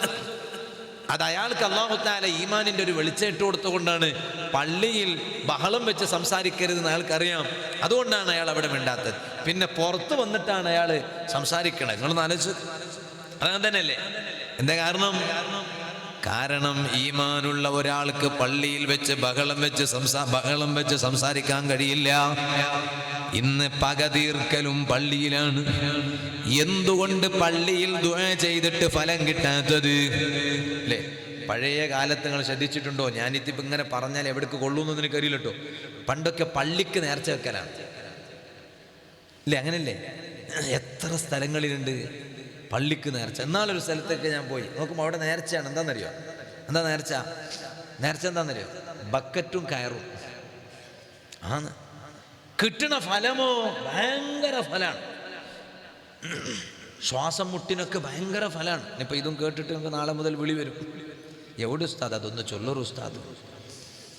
അങ്ങനെ വരട്ടെ എന്ന് അറിഞ്ഞിട്ട് തന്നെയാണ് ഇങ്ങനെ വരിക. കാരണം അതുകൊണ്ടൊന്നും ഞങ്ങളെ കീശക്ക് നേരത്തെ പറഞ്ഞ പോലെ വീഴൂല എന്ന് ഉറപ്പാണ്. കാരണം ഞങ്ങളുടെ സ്ഥലം ഏതായാലും അല്ല, വേറെ സ്ഥലമല്ലേ. അപ്പം ആളുകൾക്ക് അങ്ങനെ ഒരു ആഫിയത്ത് കിട്ടിയെങ്കിലും അപ്പം ആകെ അവിടെ കൊടുക്കണ നേർച്ച എന്താണ്? ബക്കറ്റും കയറും. ഇനിയിപ്പോൾ ഇത് ക്ലിപ്പാക്കിയിട്ട് ബക്കറ്റും കയറും നേർച്ച നിറഞ്ഞിട്ട് കളിയാക്കാൻ പോകണ്ട. അതിൻ്റെ അപ്പുറം മറുപടി ഞാൻ പറയും ബാക്കി. അങ്ങനെ ഉണ്ടല്ലോ, ഇപ്പം ക്ലിപ്പിൻ്റെ കാലല്ല. അപ്പം ബാക്കിയും കൂടി പറയും. അപ്പം ബാക്കിയും കൂടി പറയുമ്പോൾ അതും കൂടി ചേർത്തിട്ട് ക്ലിപ്പ് ഉണ്ടാക്കിയാൽ പിന്നെ എന്താക്കൂല, ആരെയും സംശയിപ്പിക്കാൻ കഴിയില്ല, വിശ്വാസം ഉണ്ടാക്കാൻ കഴിയില്ല, തശ്വീഷ് ഉണ്ടാക്കാൻ കഴിയില്ല. അപ്പം ഞാൻ പറഞ്ഞു തന്നത് അത് അവിടേക്കുള്ള നേർച്ചയാണ്.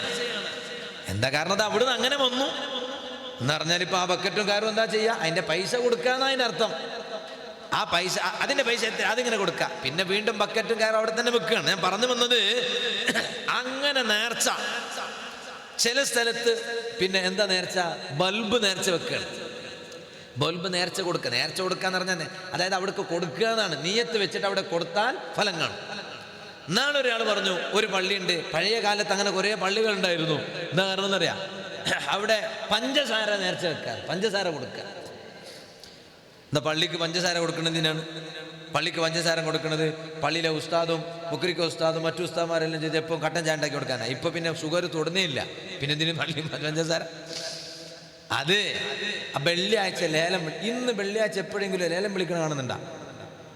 അല്ല, ഞാൻ വെറുതെ പറയല്ലട്ടെ, നമ്മൾ കുറേ കാര്യം ചിന്തിക്കുന്നുണ്ട്. ഇന്ന് വെള്ളിയാഴ്ച, പണ്ടൊക്കെ ജുമ കഴിഞ്ഞാൽ പുറത്ത് നിന്നിട്ട് ഇതാ ഒരു കോലി വിളിക്കറോ, ഇതാ ഒരു ആട് വിളിക്കറോ, ഇതാ ബൊണ്ടെന്ന് പറഞ്ഞ എളുനീർ വിളിക്കറോ, ഇത് അടയ്ക്ക. അക്കാലത്ത് അങ്ങനെയായിരുന്നു. ഒരു അടക്ക തോട്ടത്തിൽ നിന്ന് കുറച്ച് അടക്ക ഉണ്ടായാൽ ആദ്യം കൊണ്ടുവന്ന് കൊടുക്കുക പള്ളിക്കാണ്. എന്നാൽ അതിൽ നിന്ന് വെള്ളിയാഴ്ച ലേലം വിളിച്ചിട്ട് കൊടുത്തിട്ട് ആ പൈസ പള്ളിൻ്റെ ഗുണത്തിന് വേണ്ടി ചെലവഴിക്കും. ഇന്ന് തോന്നുന്നില്ല. എന്താ കാരണം? പള്ളി അള്ളാൻ്റെ പള്ളി തന്നെയാണ്. പക്ഷെ അതിൻ്റെ ഉള്ളിലാണ് എല്ലാ വൈരാഗ്യം തീർക്കുക. അതിൻ്റെ ഉള്ളിലാണ് കത്തിയും തൊന്നെ എടുക്കുക. എന്നിട്ട് പത്രത്തിലൊക്കെ ഇങ്ങനെ വരികയാണ്. അതൊക്കെ വായിക്കും. എന്തൊരു നാണക്കേട്!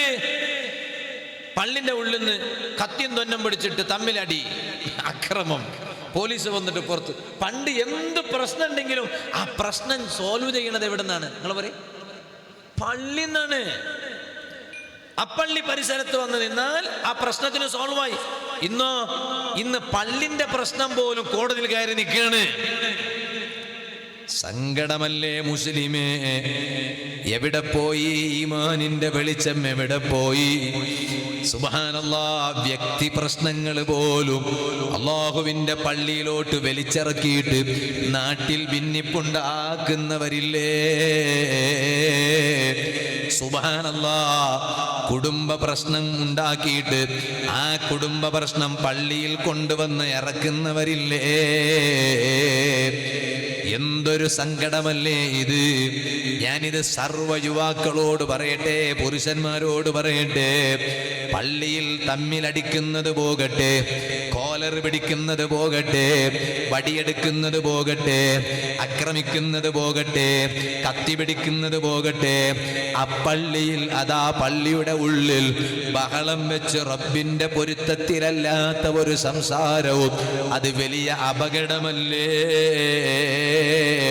അതുകൊണ്ടല്ലേ മഹാന്മാർ പറഞ്ഞത്, അതേ അൽ ഹദീസു ഫിൽ മസ്ജിദി, പള്ളിയിലെ സാധാരണ സംസാരമില്ലേ, അല്ലാഹുവിന്റെ പൊരുത്തമുള്ളതാണെങ്കിൽ തിരക്കേടില്ല. ആ റബ്ബിന്റെ പൊരുത്തമില്ലാത്ത സംസാരമാണോ ഇന്ന് കാണുന്നില്ലേ? ബഹളം വെച്ചിട്ടുള്ള സംസാരം. അങ്ങനെ പള്ളിയിലെ സംസാരം യഅകുലുൽ ഹസനാതി കമാ തഅകുലുൽ ബഗീമത്തുൽ ഹസീസ്. അതേ മൃഗങ്ങൾ വൈക്കോൽ തിന്നുന്നത് കാണുന്നില്ലേ? സസ്യം കടിച്ചിറക്കുന്നത് കാണുന്നില്ലേ? ഇതുപോലെ മൃഗം സസ്യം കടിച്ചിറക്കുന്നത് പോലെ, മൃഗമിതാ പച്ച ഇലകൾ തിന്നുന്നത് പോലെ നിങ്ങൾ ചെയ്ത നന്മകൾ മുഴുവനും അതങ്ങ് തിന്നു തീർക്കും കേട്ടോ. അതുകൊണ്ട് തന്നെ ഈമാനുള്ളവരാണോ, റബ്ബിന്റെ വെളിച്ചം കിട്ടിയവരാണോ, അത്തരക്കാർക്ക് അല്ലാഹുവിന്റെ ഭവനമായ പള്ളിയിൽ അതേ ബഹളം വെച്ച് സംസാരിക്കാൻ കഴിയില്ല. ഓ സുഹൃത്തുക്കളെ, ഇവിടെ ചെയ്ത അമലുകളെല്ലാം നിഷ്ഫലമായി പോയാൽ പിന്നെ എന്ത് പ്രതീക്ഷയോടുകൂടെയാണ് റബ്ബിന്റെ കോടതിയിലെത്തുന്നത്? അതുകൊണ്ടല്ലേ ചില ധിക്കാരികളായ ആളുകളെ കുറിച്ച് ഖുർആനിൽ അല്ലാഹു തആല പറഞ്ഞില്ലേ, വല്ലദീന കഫറു അഅമാലുഹും കസറാബിൻ ബിഖിഅത്തിൻ യഹ്സബുൽ ലംആനു മാആ. നിങ്ങൾ നോക്കൂ, ഒരു മനുഷ്യൻ, ആ മനുഷ്യൻ ഇങ്ങനെ നടന്നു പോകുമ്പോൾ ഒരു വിശാലമായ ഭൂമിയാണ്. അവിടെ നിന്നിങ്ങനെ ദൂരെന്ന് നോക്കുമ്പോൾ അവന് വല്ലാത്ത ദാഹമുണ്ട്, ദാഹിച്ച് അവശനായ മനുഷ്യനാണ്. ദൂരെ നിങ്ങനെ നോക്കുമ്പോൾ പരന്ന് കിടക്കുന്നൊരു സ്ഥലമാണ്. ആ വിശാലമായ സ്ഥലത്ത് വെള്ളമുള്ളത് കാണുന്നു. അങ്ങനെ ദൂരെന്ന് നോക്കുമ്പോൾ വെള്ളമുണ്ടെന്ന് കാണുന്നു. പക്ഷെ അടുത്തു പോയി നോക്കിയപ്പോൾ അത് വെള്ളമല്ല. ഇവനാണെങ്കിലോ നന്നായി ദാഹിച്ച് അവശനായിരിക്കുന്നു. ദൂരെന്ന് കാണുമ്പോ വെള്ളമാണെന്ന് കണ്ടപ്പോൾ തോന്നിയപ്പോ ഇവൻ അതിന്റെ അടുത്തേക്കങ്ങെത്തിയപ്പോൾ വെള്ളമല്ലല്ലോ. حتى إذا جاءه لم يجده شيئا ووجد الله عنده فوفاه حسابه والله سريع الحساب. ഇവിടുന്ന് കുറെ കാര്യങ്ങൾ അങ്ങ് ചെയ്തു, കുറെ നിസ്കരിച്ചു, കുറെ നല്ലത് ചെയ്തു. എന്നിട്ടോ ആ പ്രതീക്ഷയോടെയാണ് ഇവൻ റബ്ബിന്റെ കോടതിയിലെത്തുന്നത്. അവിടെ എന്തെങ്കിലും ഗുണത്തിന് കിട്ടും, ഫലം കാണുമെന്ന്. പക്ഷെ പോയി നോക്കുമ്പോൾ എല്ലാം നിഷ്ഫലമായിരിക്കുന്നു. ഇവിടെ ചെയ്ത ഒരു നന്മയും അവിടെ കാണുന്നില്ല. അല്ലാഹുവിന്റെ ധിക്കാരികളെ കുറിച്ച് പരിശുദ്ധ ഖുർആനിൽ അല്ലാഹു തആല പറഞ്ഞതല്ലേ സുഹൃത്തുക്കളെ. അതുകൊണ്ടല്ലേ ഈമാനുള്ള ജനങ്ങൾ ഏത് സമയത്തും ഖൽബിൽ അല്ലാഹുവിനെ കൊണ്ട് നടക്കുന്നവരാകണം. ഖൽബ് വിശാലമാണ് അല്ലേ? ഖൽബ് വിശാലാണ്. മനുഷ്യന്റെ ശരീരത്തിൽ ഏറ്റവും വിശാലമായ ഇടം ഏതാണ്? ഖൽബാണ്. ഖൽബിനേക്കാൾ വിശാലമുള്ള ഒന്നുമില്ല. നിങ്ങളെ കൈ കൊണ്ട് നിങ്ങൾക്ക് എത്ര പിടിക്കാൻ പറ്റും എന്ന് പറയും അല്ലേ? അതുകൊണ്ട് എന്തെങ്കിലും ആരെങ്കിലും തരുമ്പോൾ ഒരു കൈ കാണിച്ചാൽ തന്നെ കുറച്ചങ്ങ് നിലത്തങ്ങ് വീഴും. അപ്പം ഈ തരുന്ന ആൾ പറയും, രണ്ട് കൈയും കാണിച്ചുകൂടെ മനുഷ്യ? രണ്ട് കൈയും കാണിച്ചിട്ട് അതൊക്കെ നിറയെ നിറച്ചിട്ട് അവസാനം പിന്നെ വീണ്ടും വീണാൽ മൂന്ന് കൈ കാണിച്ചുകൂടെ ചോദിക്കാൻ പറ്റുമോ? അതിന് 3 കൈ ഉണ്ടോ ഇവിടെ? ഉണ്ടോ? ചില മനുഷ്യന്മാർക്ക് 6 വിരലുണ്ടാവുന്നുള്ളൂ അല്ലേ? ഒരു കയ്യിൽ 5 വിരലുണ്ടാവും, ചിലപ്പോൾ 6 വിരലുണ്ടാവും. അല്ലാതെ കൈ 3 അങ്ങനെ. അതാ ഇനിയിപ്പോൾ എവിടെയെങ്കിലും നിങ്ങൾ പറയാനും പേടിയാ, 3 കൈയുള്ളതുണ്ടാവും. ചിലപ്പോൾ സൈഡിൽ ഇങ്ങനെ വന്നതല്ല, അതും കാണിച്ച് 4 ഫോട്ടോ അയക്കും വാട്സപ്പിൽ.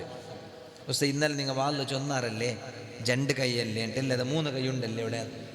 എന്താ ചെയ്യുക? ഇവനൊക്കെ എന്താ ചെയ്യാന്നാ നമ്മളൊരു സാധാരണ ഒരു വിഷയം ഇങ്ങനെ പറയുമ്പോൾ എവിടെയോ നടന്ന ഒരു അപൂർവം എടുത്തിട്ട് ഇങ്ങോട്ട് എന്നിട്ട് ബൈനഹുമാ തനാഖൂലു എന്ന് പറയാം.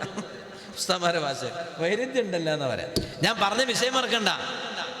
കയ്യിന് അത്രേ ഉള്ളൂ, കാലിനും അത്രേ ഉള്ളൂ. കാലിന്റെ വിശാലത 2 കാലുകളൊന്നും ഇങ്ങനെ വിശാലമാക്കി വെച്ച് നോക്കുങ്ങൾ. അവിടെ ഉടുത്ത പാൻറ് ചിലപ്പോൾ കീറിപ്പോട്ടാ. അതാ കണ്ട, അത്രേ ഉള്ളൂ ഇപ്പൊ കാലിന്റെ വിശാലത. എന്നാൽ ഓ ജനങ്ങളെ, കയ്യിന്റെ വിശാലതയേക്കാളപ്പുറമുള്ള വിശാലത, അതുപോലെ കാലിന്റെ വിശാലതയേക്കാളപ്പുറമുള്ള വിശാലത. ഓ കണ്ണുകൊണ്ട് നമുക്ക് എത്രയാണ് കാണാൻ പറ്റുന്നത്?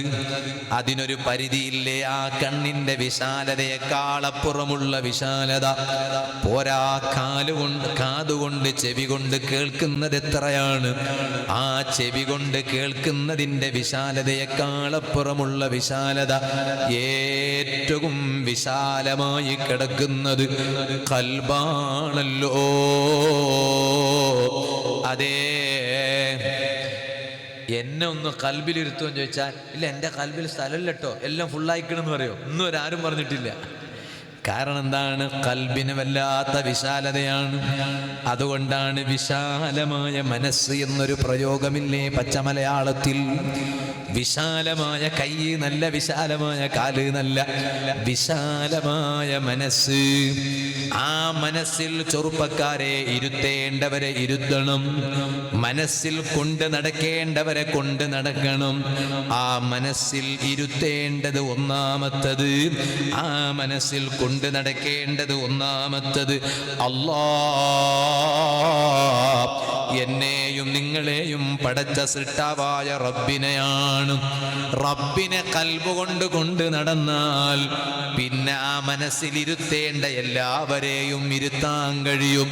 അതുകൊണ്ടല്ലേ നിങ്ങളൊന്ന് ആലോചിച്ചു നോക്കൂ, നബിയുല്ലാഹി ദാവൂദ് നബി അലൈഹിസ്സലാം, ചരിത്രത്തിൽ കാണാം, ദാവൂദ് നബി അലൈഹിസ്സലാമിനോട് അല്ലാഹു തആല പറഞ്ഞു, യാ ദാവൂദ്, അല്ലയോ ദാവൂദ് നബി അലൈഹിസ്സലാം, ഫർഗ് ലീ ബൈതൻ നസ്കുനു ഫീ, ദാവൂദ് നബിയെ എനിക്കൊരു വീട് കാലിയാക്കി തരുമോ? അള്ളാഹുവിന്റെ വഹിയാണ്, എനിക്കൊരു വീട് കാലിയാക്കി തരുമോ? ഞാൻ ആ വീട്ടിൽ പോയി താമസിക്കട്ടെ ദാവൂദ് നബിയെ. ദാവൂദ് നബി അലൈഹിസ്സലാം അള്ളാഹുവിനോട് ചോദിച്ചു, യാ റബ്ബ് അന്ത മുനസ്സഹുൻ അനിൽ ബുയൂത്തി, നിനക്കെന്തിനാ റബ്ബേ വീട് കാലിയാക്കി തരേണ്ട ആവശ്യം? നിനക്ക് വീടിന്റെ ആവശ്യമുണ്ടാ? അള്ളാഹു എവിടെയാണെന്ന് ചോദിച്ചാൽ എന്താ മറുപടി പറഞ്ഞു കൊടുക്കുക ഉമ്മമാരെ? ആകാശത്തിൽ. നാളെ ഒരാൾ പറഞ്ഞു, ഉസ്താദ് നന്റെ മോണ് ഭാര്യ ഉഷാർ ഉസ്താദ് ഒക്കെ അതുകൊണ്ട് നിങ്ങൾ കേൾക്കോറില്ല, എന്തൊക്കെ ഉത്തരം ചൊല്ല. മോനോട് ചോദിച്ചന്നു, ആ എന്താ ചോദിക്കണ്ടേ? നിങ്ങൾ എന്നെ ചോദിക്കും. മോനെ അല്ല എവിടെയല്ല മോനെ? അല്ല ആകാശത്തില്. ഉമ്മ പറഞ്ഞു കൊടുത്തതാ പുതിയ ഇൽമ്. അല്ല എവിടെയാന്ന് ചോദിച്ചാൽ അല്ല ആകാശത്തില്. അപ്പോ ബാപ്പ തിരുത്താണ്, അങ്ങനല്ല, പിന്നെ അല്ലാഹ് ആകാശത്തിൽ മാത്രമല്ല, അല്ല എല്ലാ മൊത്തമില്ല, അല്ല എല്ലായിടത്തും ഉണ്ടെന്ന്. ശരി തന്നെയാണ്, അല്ല എല്ലായിടത്തും ഉണ്ടെന്ന് പറഞ്ഞാൽ അല്ല എല്ലാം കാണുന്നുണ്ട്, എല്ലാം അറിയുന്നുണ്ട്, എല്ലാം റബ്ബിന്റെ അറിവിലും നിയന്ത്രണത്തിലുമാണ് എന്നൊക്കെ. എന്നല്ലാതെ അല്ലാഹു തആല എല്ലായിടത്തും ഉണ്ടെന്ന് പറഞ്ഞാൽ ഗ്രൗണ്ട് നിറയെ അള്ളയാണെന്ന് പറഞ്ഞാൽ അങ്ങനെയില്ല. അള്ളാഹുവിന് ഒരു സ്ഥലം ആവശ്യമില്ല, ആ റബ്ബിനൊരു ഇടം ആവശ്യമില്ല. അതുകൊണ്ടാണ് ദാവൂദ് നബി അലൈഹിസ്സലാം ചോദിച്ചതല്ല റബ്ബേ അന്ത മുനസ്സഹുൻ അനിൽ ബുയൂത്തി, നിനക്ക് വീടുകളുടെ ആവശ്യമില്ലല്ലോ, പിന്നെന്തിനാണ് നിനക്ക് താമസിക്കാൻ ഒരു വീട് കാലിയാക്കി തരേണ്ടത്? ഉടനെ റബ്ബ് പറയുകയാണ്, ഓ ദാവൂദ് നബിയേ അലൈഹിസ്സലാം, ഫർഗ് ലീ ഖൽബക്, എനിക്ക് വേണ്ടത് നിങ്ങളുടെ മനസ്സാണ്, നിങ്ങളുടെ ഹൃദയമാണ്. അതിൻ്റെ അർത്ഥം നിങ്ങളുടെ മനസ്സിൽ, നിങ്ങളുടെ ഹൃദയത്തിൽ എന്നെ നിങ്ങൾ കൊണ്ട് നടക്കണേ, നിങ്ങളുടെ ഖൽബിൽ എൻ്റെ ചിന്തയുണ്ടാകണേ. ചെറുപ്പക്കാരെ, റബ്ബിന്റെ ആ റബ്ബ് നമ്മുടെ ഖൽബിലുണ്ടാകുന്നത് എപ്പോഴാണ്? പണ്ഡിതന്മാർ പറഞ്ഞില്ലേ, ഇന്നമാ ഹുവ ബിദിക്രില്ലാഹി വൽ മുദാവതു അലൈഹി, എപ്പോഴും ഖൽബിൽ അല്ലാഹുവിനെ കുറിച്ചുള്ള ചിന്ത ഉണ്ടാവുക, ആ ചിന്തയിൽ തന്നെ നിലനിൽക്കുക. അതുകൊണ്ടല്ലേ ഏത് വസ്തുവിനും അതിന് മൂർച്ച കൂട്ടുന്ന ആയുധമുണ്ടാകും. ഓ ഉമ്മമാരെ, കത്തി ബഡ്ഡായി പോയാൽ, ആ കത്തി ബഡ്ഡായി പോയാൽ അതിന് മൂർച്ച കൂട്ടുന്ന ആള് വേണ്ടേ? മൂർച്ച കൂട്ടണ്ടേ? പണ്ടൊക്കെ ഞങ്ങളുടെ നാട്ടിൽ ഇങ്ങനെ നടക്കുന്ന ആളുകൾ ഉണ്ടായിരുന്നു അല്ലേ? ചാക്കിന് മൂർച്ച കൂട്ടുക, കത്തിക്ക് മൂർച്ച കൂട്ടുക, അത് ബഡ്ഡായി പോകുമ്പോ അതിനെ മൂർച്ച കൂട്ടുകയാണ്, എന്നാലേ ശരിക്കും അതിനെ മുറിക്കാൻ, അതുകൊണ്ട് വേറൊരു വസ്തുവിനെ മുറിക്കാൻ പറ്റുകയുള്ളൂ. ഇല്ലേ ഉമ്മമാരെ? ഇന്ന് പിന്നെ അങ്ങനെയൊന്നുമല്ല. ഇന്ന് വീട്ടിൻ്റെ ഉള്ളിൽ എല്ലാം ഉണ്ട്. ഞാൻ എൻ്റെ ഉമ്മമാർ കേൾക്കാൻ വേണ്ടി പറയാണ്. എന്നാൽ ഇന്ന് വാല് കഴിഞ്ഞിട്ട് തലമുടി ചീകണേ, അതിനെന്താ നിങ്ങൾ പറയാ? തലമുടി വാറുന്നതിന് അതിനൊരു ഒന്നുകൊണ്ടാണല്ലോ നമ്മൾ ചീകണത്, വാറണത്. അതിനെന്താ പറയാ?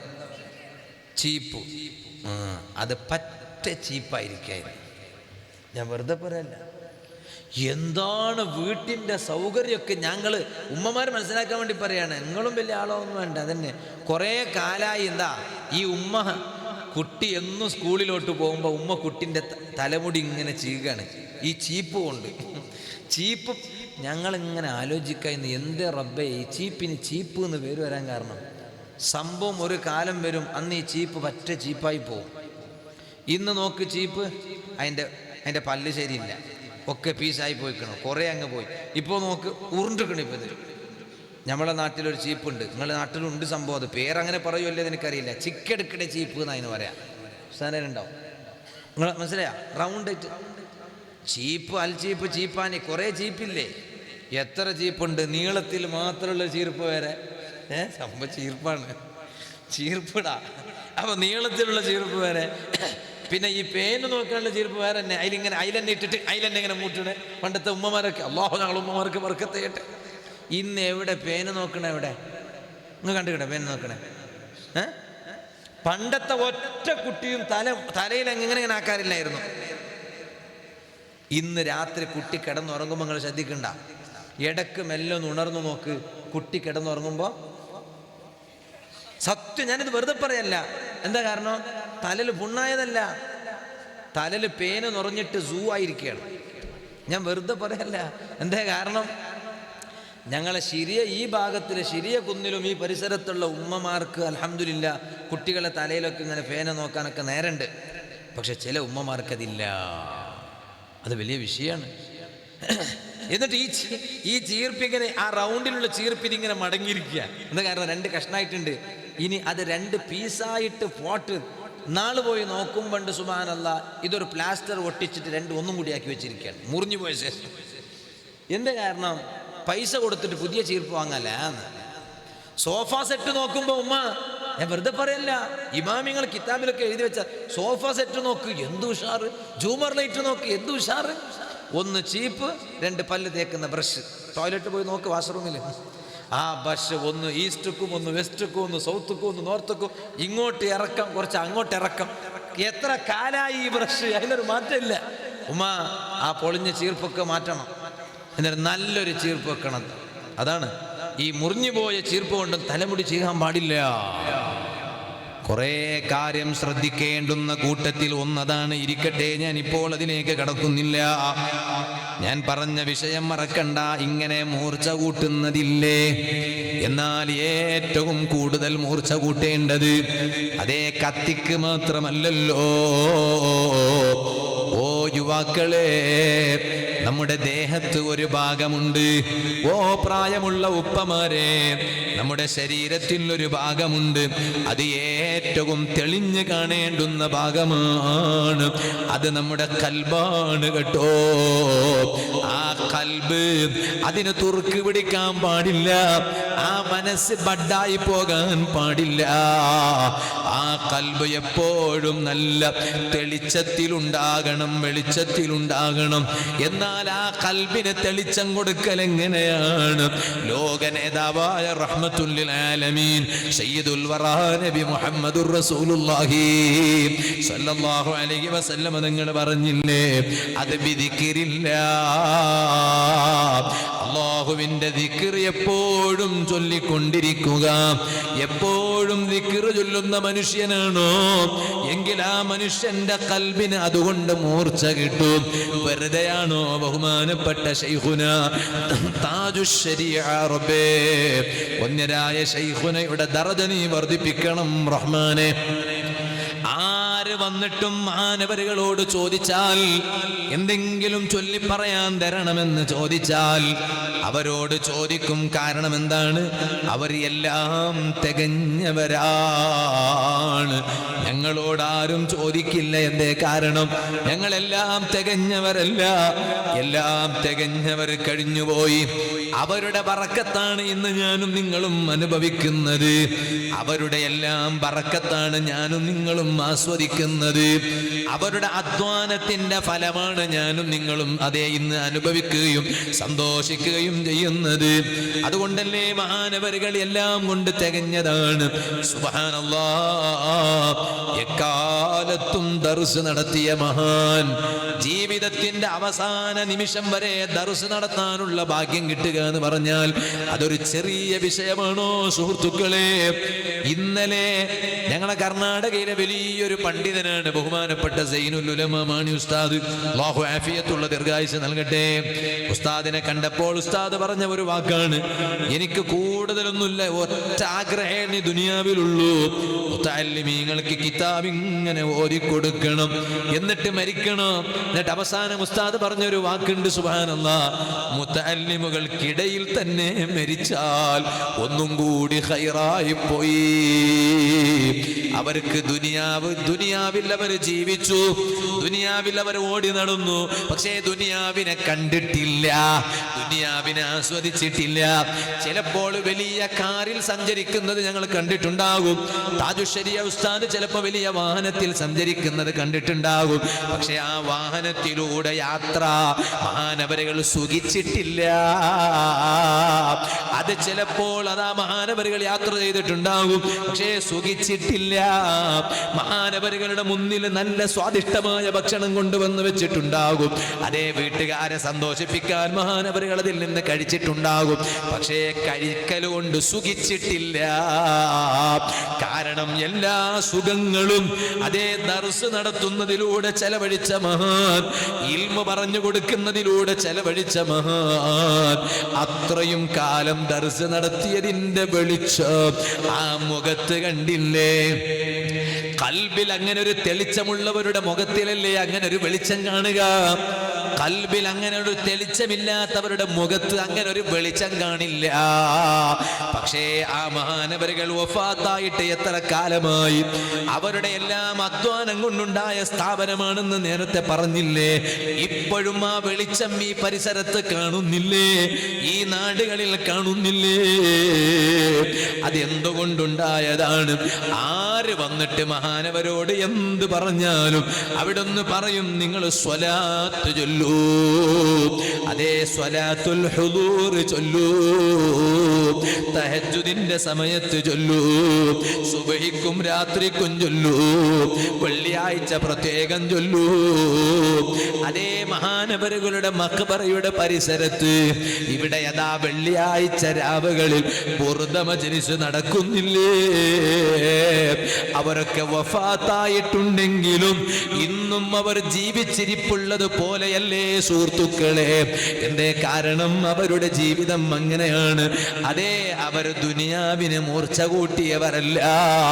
അവരുടെ ദേഹത്തുള്ള മനസ്സിന് അല്ലാഹുവിന്റെ ഓർമ്മ കൊണ്ടും റബ്ബിന്റെ സ്മരണ കൊണ്ടും ആ റബ്ബിന്റെ ചിന്ത കൊണ്ടും ദിക്ർ കൊണ്ടും മൂർച്ച കൂട്ടിയിട്ട് വെളിച്ചം കൊടുത്തവരാണ്, തെളിച്ചം കൊടുത്തവരാണ്.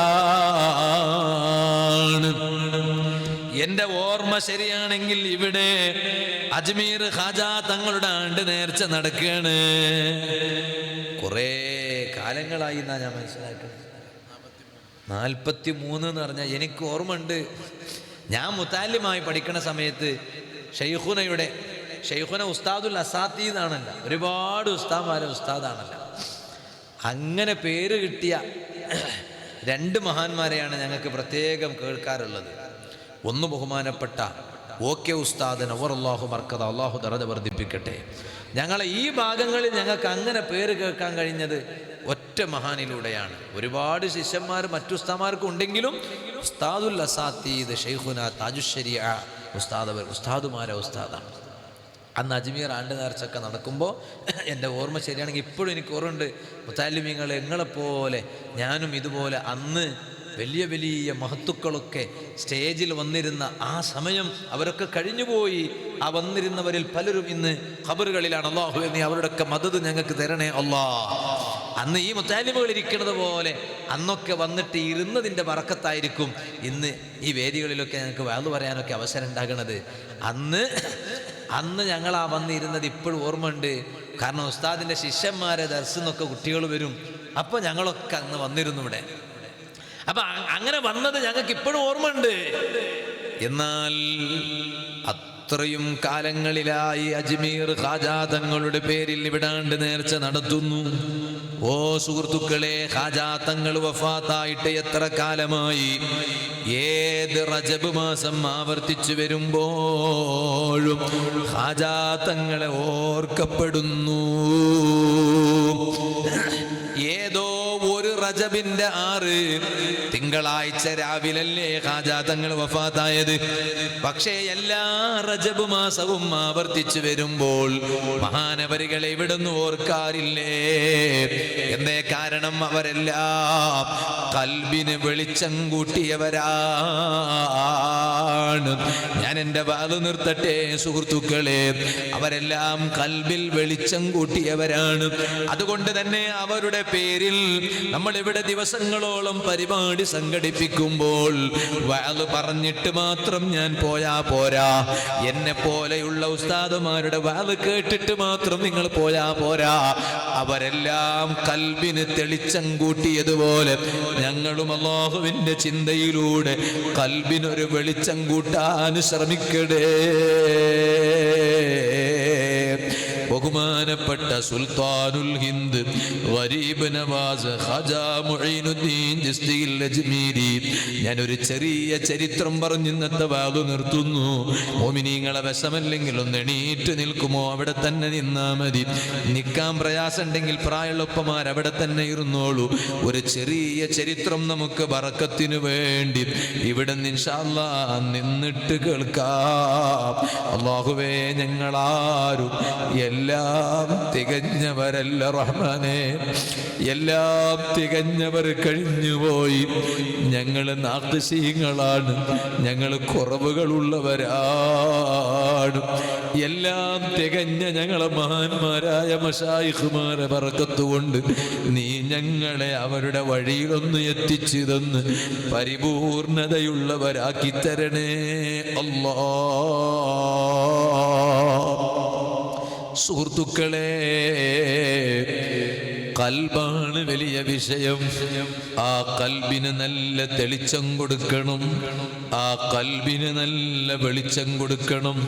അതിന് പറ്റിയ ഏറ്റവും നല്ല സമയമാണ് ഉമ്മമാരെ ഞാനും നിങ്ങളുമുള്ള റജബ് മാസം. റജബ് കടന്നാൽ നബി സല്ലല്ലാഹു അലൈഹി വസല്ലം തങ്ങൾ പ്രത്യേകം ദുആ ചെയ്യാൻ പഠിപ്പിച്ചില്ലേ? അല്ലാഹുമ്മ ബാരിക് ലനാ ഫീ റജബിൻ വ ശഅബാൻ വബല്ലിഗ്നാ റമളാൻ. അല്ലാഹുവേ, ഞങ്ങൾക്ക് നീ റജബിലും ശഅബാനിലും ബറക്കത്ത് തരണം അല്ലാഹ്.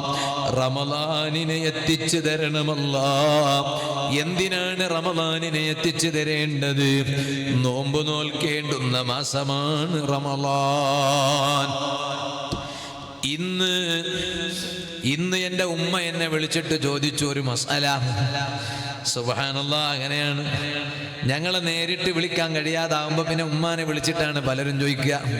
അപ്പൊ ഉമ്മ എന്നോട് ഇങ്ങനെ ചോദിക്കും, ഞങ്ങൾ മസാല പറഞ്ഞു കൊടുക്കാൻ തികഞ്ഞവരല്ലോ, ഞങ്ങളെക്കാൾ വിവരമുള്ളവരുണ്ട്, എല്ലാം തികഞ്ഞവരുണ്ട്. എന്നാലും അങ്ങനെ ചോദിക്കുമ്പോൾ ഞങ്ങൾക്ക് വലിയ സന്തോഷമാണ്. കാരണം അറിയില്ല. അപ്പൊ ഒന്നും കൂടി കിതാബ് നോക്കാൻ കഴിയും, കിതാബിനോട് ഒന്നും കൂടി ബന്ധിപ്പിക്കാൻ കഴിയും. അതുകൊണ്ടാണ് മസാല ചോദിക്കുന്നവരോട് വലിയ സന്തോഷമാണ്. എന്തേ കാരണം? അവർ ഞങ്ങളെ കൊണ്ട് കിതാബ് നോക്കാൻ പറയാണ്, കിതാബ് നോക്കിപ്പിക്കുകയാണ്. അത് വലിയ കാര്യല്ലേ? അപ്പൊ ഈ മസാല ചോദിക്കുന്ന ആൾക്ക് ഒരുപാട് കൂലി കിട്ടും. 1, മസാല ചോദിച്ചതിന്റെ പ്രതിഫലം. 2, അയാൾ പഠിക്കുന്നതിന്റെ പ്രതിഫലം. 3, ചിലപ്പോൾ ചോദിക്കപ്പെടുന്ന ഉസ്താദിനെ അറിയില്ലെങ്കിൽ അയാൾ ചിലപ്പോൾ കിതാബ് നോക്കും. അത് കിതാബ് നോക്കുന്ന ഉസ്താദിന് കൂലിയാണ്. ആ ഉസ്താദിനെ കൊണ്ട് കിതാബ് നോക്കിച്ചത് ഈ ചോദിച്ച മസാല ചോദിച്ച മനുഷ്യനാണ്. സുബ്ഹാനല്ലാഹ്. ഓ ഉമ്മമാരെ, എത്രയോ നല്ല നല്ല ഉമ്മമാരുണ്ട്. അതുകൊണ്ടല്ലേ മുൻകാലങ്ങളിൽ കഴിഞ്ഞുപോയ മഹാന്മാരോട് മസാല ചോദിച്ചു. 96 ദിവസം നോമ്പ് നോൽക്കുന്നതിന്റെ ഹുക്കം എന്താണ്? തുടരെ 96 ദിവസം നോമ്പ് നോൽക്കുക. 96 ദിവസം എന്ന് പറഞ്ഞാൽ ഒരു കമ്മട്ടം പറച്ചിലാണ് എന്ന് പറഞ്ഞാൽ അതൊരു ഒരു ഒരു ഒരു ചെറിയ ഒരു പിന്നെ ഒരു മൊത്തത്തിലുള്ളൊരു പറച്ചിലാണ്. എന്തേ കാരണം? 3 മാസവും 6 ദിവസവും തുടരെ നോമ്പ് നോക്കുക. 3 മാസം എന്ന് പറഞ്ഞാൽ ഏതാണ്? 1 റജബ്, 2 ശഅബാൻ, 3 റമളാൻ, പിന്നെ ശവ്വാലിലെ 6 തുടരെയുള്ള സുന്നത്തായ നോമ്പ്. അപ്പൊ അങ്ങനെയാണ് 96 എന്ന് പറഞ്ഞ. സത്യത്തിൽ 96 തന്നെ കിട്ടിക്കണമെന്നില്ല, അത് വിഷയം വേറെയാണ്. ഇരിക്കട്ടെ, അങ്ങനെ നോമ്പ് നോൽക്കുന്നതിനെ കുറിച്ച് ചോദിച്ചപ്പോൾ മഹാന്മാർ അത് നല്ലതാണെന്ന് കിതാബിൽ പറഞ്ഞില്ലേ? വിവരമുള്ള ഇമാമിങ്ങൾ കിതാബിൽ എഴുതിയില്ലേ? എന്റെ ഓർമ്മ ശരിയാണെങ്കിൽ അഹ്മദ് കോയ ശാലിയാത്തി റഹ്മത്തുള്ളാഹി അലൈഹി മഹാനവരുകൾ ഉൾപ്പെടെയുള്ളവർ അത് പറഞ്ഞില്ലേ? സുഹൃത്തുക്കളെ, എത്ര ഉമ്മമാരുണ്ട് ഉമ്മമാരെ! റജബ് ഫുള്ളായി നോമ്പ് നോൽക്കുന്ന ഉമ്മമാരില്ലേ? ശഅബാനും ഫുള്ളായി നോമ്പ് നോൽക്കുന്ന ഉമ്മമാരില്ലേ? റമളാന് പിന്നെ ഏതായാലും നോമ്പ് നോക്കേണ്ടതല്ലേ? അഫ്ളലു ശുഹൂരി ലിസ്സിയാമി ബഅദ റമളാൻ, റമളാൻ കഴിഞ്ഞാൽ നോമ്പ് നോൽക്കാൻ ഏറ്റവും ശ്രേഷ്ഠതയുള്ള മാസം അതേ അല്ലാഹു തആല യുദ്ധം നിഷിദ്ധമാക്കിയ മാസങ്ങളാണ് എന്ന് ഫിഖ്ഹിന്റെ കിതാബിലില്ലേ, ഫത്ഹുൽ മുഈനിൽ അടക്കമില്ലേ? അത് പറഞ്ഞപ്പോൾ ആദ്യം മുഹറം മാസമാണെന്ന് പറഞ്ഞില്ലേ? രണ്ടാമതായി പറഞ്ഞു തുമ്മ റജബ്, പിന്നെ നോമ്പ് നോൽക്കാൻ ഉത്തമമായ മാസം റജബാണ് കേട്ടോ. ആ റജബ് ലിതർക്കിൽ ആഫാതി, അതേ തെറ്റുകൾ ഉപേക്ഷിക്കാനുള്ള മാസമാണ്. ശഅബാൻ നല്ല നല്ല അമലുകൾ അധികരിപ്പിക്കേണ്ട മാസമാണ്. റമളാൻ ബഹുമതി നേടിയെടുക്കേണ്ട മാസമാണ്. റജബ് കൃഷി ചെയ്യാനുള്ള മാസമാണ്. ശഅബാൻ റജബിൽ കൃഷി ചെയ്തത് നനയ്ക്കേണ്ടുന്ന മാസമാണ്. റമളാൻ റജബിൽ കൃഷി ചെയ്തതിന്റെ ഫലം കൊയ്തെടുക്കേണ്ടുന്ന മാസമാണ്. ഓ ഉമ്മമാരെ, പണ്ഡിതന്മാർ ചോദിക്കുന്നുണ്ട്, ആ റമളാനിലെ ഫലം കൊയ്തെടുക്കണമെങ്കിൽ റജബിൽ നിങ്ങൾ കൃഷി നട്ടുപിടിപ്പിക്കണ്ടേ, കൃഷി ചെയ്യണ്ടേ? റജബിൽ കൃഷി ചെയ്യാതെ റമളാനിൽ എങ്ങനെയാണ് നിങ്ങൾ ഫലം കൊയ്തെടുക്കുന്നത്? അതുകൊണ്ടല്ലേ ഖൽബിന് നല്ല തെളിച്ചം കൂട്ടാൻ ഏറ്റവും നല്ല മാസമാണ് റജബ്. ബയ്യിദ് സ്വഹീഫതക സൗദാ ഫീ റജബി ബിസാലിഹിൽ അമലിൽ മുൻജി മിനൽ ലഹബി. മഹാന്മാർ പറഞ്ഞില്ലേ, നിന്റെ കറുത്തിരുണ്ടുപോയ 7 കിതാബ് നിന്റെ പാപങ്ങളെ കൊണ്ട് കറുത്തുപോയില്ലേ? ഓ ഉമ്മമാരെ, ഖൽബ് കറുക്കാൻ കുറെ വേണമെന്നില്ല. ഓ ഉപ്പമാരെ, കരലിന്റെ കഷ്ണങ്ങളായ യുവാക്കളെ, ഖൽബൊന്ന് കറുത്തുപോകാൻ, കറുത്തിരുണ്ടുപോകാൻ കുറെ അങ്ങ് വേണമെന്നില്ല. ഖൽബ് കേടായി പോയി. എന്ത് നല്ലത് പറയുമ്പോഴും പറയുന്ന മൊയ്ലാരെ ചീത്ത പറയുന്ന കാലമാണ്. അതിന് അതാ റിപ്ലൈ കൊടുക്കുന്ന കാലമാണ്. കമന്റ് ബോക്സിൽ തോന്നിവാസം എഴുതുന്ന കാലമാണ്. ദീന് പറയുന്ന ആലിമിനെ എങ്ങനെയെങ്കിലും മുത്തഅല്ലിമീങ്ങളെ ഇകഴ്ത്താൻ പറ്റുമോ എന്ന് നോക്കുന്ന കാലമാണ്. അതിനു വേണ്ടി യൂട്യൂബ് ചാനൽ ഉണ്ടാക്കുന്ന കാലമാണ്. അതേ സബ്സ്ക്രൈബർമാരെ കൂട്ടുന്ന കാലമാണ്. വ്യൂസ് കൂട്ടുന്ന കാലമാണ്. ആലിമീങ്ങളെ തെറി പറയുന്നത്, പച്ച ഇറച്ചി കഴിക്കുന്നത്, ഇങ്ങനെ നോക്കിയിട്ട് കുറെ യൂട്യൂബർമാർക്ക് വ്യൂസ് കൂട്ടിക്കൊടുക്കുന്ന കുറെ വിവരമില്ലാത്ത ആളുകളുള്ള കാലമാണ്. അയാൾ എന്ത് പറയുന്നു, ഇയാൾ എന്ത് പറയുന്നു എന്നിങ്ങനെയുള്ള കാലമാണ്. സുബ്ഹാന ജല്ല ജലാലുഹു. ചില പ്രഭാഷണത്തിന്റെ ക്ലിപ്പുകളുടെ അതിന് ചുവടെ എഴുതി കൊടുത്ത വിഷയം നോക്കിയാലോ, ഈ ദിക്ർ ചൊല്ലിയാൽ കൈ നിറയെ പൈസയാണ്, ഈ ദിക്ർ ചൊല്ലിയാൽ കോടികൾ നിങ്ങളെ മടിത്തട്ടിൽ വന്ന് വീഴും, മടിത്തട്ടിൽ വന്ന് കോടികൾ വീണാൽ ഇൻകം ടാക്സുകാരെ പെട്ടെന്ന് പേടിക്കേണ്ടി വരും. ഞാൻ പറഞ്ഞു വന്നത്, ഇങ്ങനെ കുറെ അങ്ങ് എഴുതിയിട്ട് കുറെ വ്യൂസ് കൂട്ടുന്ന കാലം. അങ്ങനെ ഒരു ഹക്കും ബാത്തിലും ഇല്ലാതെ തോന്നിയത് എഴുതി വെക്കുന്ന കാലം. പക്ഷേ അങ്ങനെയുള്ള തോന്നിവാസം ഉണ്ടാകുമ്പോൾ അതൊക്കെ നഖശികാന്തം എതിർത്തിരുന്ന താജുൽ ഉലമയെ ഇന്ന് ഞങ്ങൾക്ക് കാണാനില്ല. താജുൽ ശരീഅയുടെ ശിഷ്യനായ ശൈഖുനാ താജുൽ ഫുഖഹാഇനെ ഞങ്ങൾക്ക് കാണാനില്ല. ഓ മുതഅല്ലിമീങ്ങളെ, എൻ്റെ അനുജന്മാരെന്ന നിലക്ക് പറയാണ്, യൂട്യൂബ് നിയന്ത്രണം കുറക്കുക, സ്റ്റാറ്റസ് വീഡിയോ ഉണ്ടാക്കിയിട്ട് ദിക്ർ ചൊല്ലിക്കൊടുക്കുന്നത് കുറക്കുക. ദിക്ർ ചൊല്ലിക്കൊടുക്കാൻ കുറേ മഹാന്മാരുണ്ട്, അതിനൊന്നും നിങ്ങളിപ്പോൾ വരണമെന്നില്ല. നിങ്ങളെ ഡ്യൂട്ടി നന്നായി ഇൽമു പഠിക്കണം, ഫിഖ് പഠിക്കണം, മസലകൾ പഠിക്കണം. കിതാബ് ഉസ്താദ് ഓതിത്തരുന്ന കിതാബിന് പുറമെ ശറഹുകൾ നന്നായി നോക്കണം, ഹാഷിയകൾ നോക്കണം, ഉസ്താദിനോട് സംശയം ചോദിക്കണം. നന്നാക്കിയ കിതാബ് തന്നെ കയ്യിൽ പിടിക്കണം. പഴയ കാലം ഞങ്ങളെ ഉസ്താദുമാര് ഞങ്ങളോട് പറഞ്ഞതാണ്. എൻ്റെ കാലം എന്ന് പറഞ്ഞാൽ കുറേ പഴക്കൊന്നുമില്ലല്ലോ, അതിനേക്കാൾ എത്രയോ പഴക്കം ചെന്ന ഉസ്താദുമാരായി സ്റ്റേജിലുള്ളത്.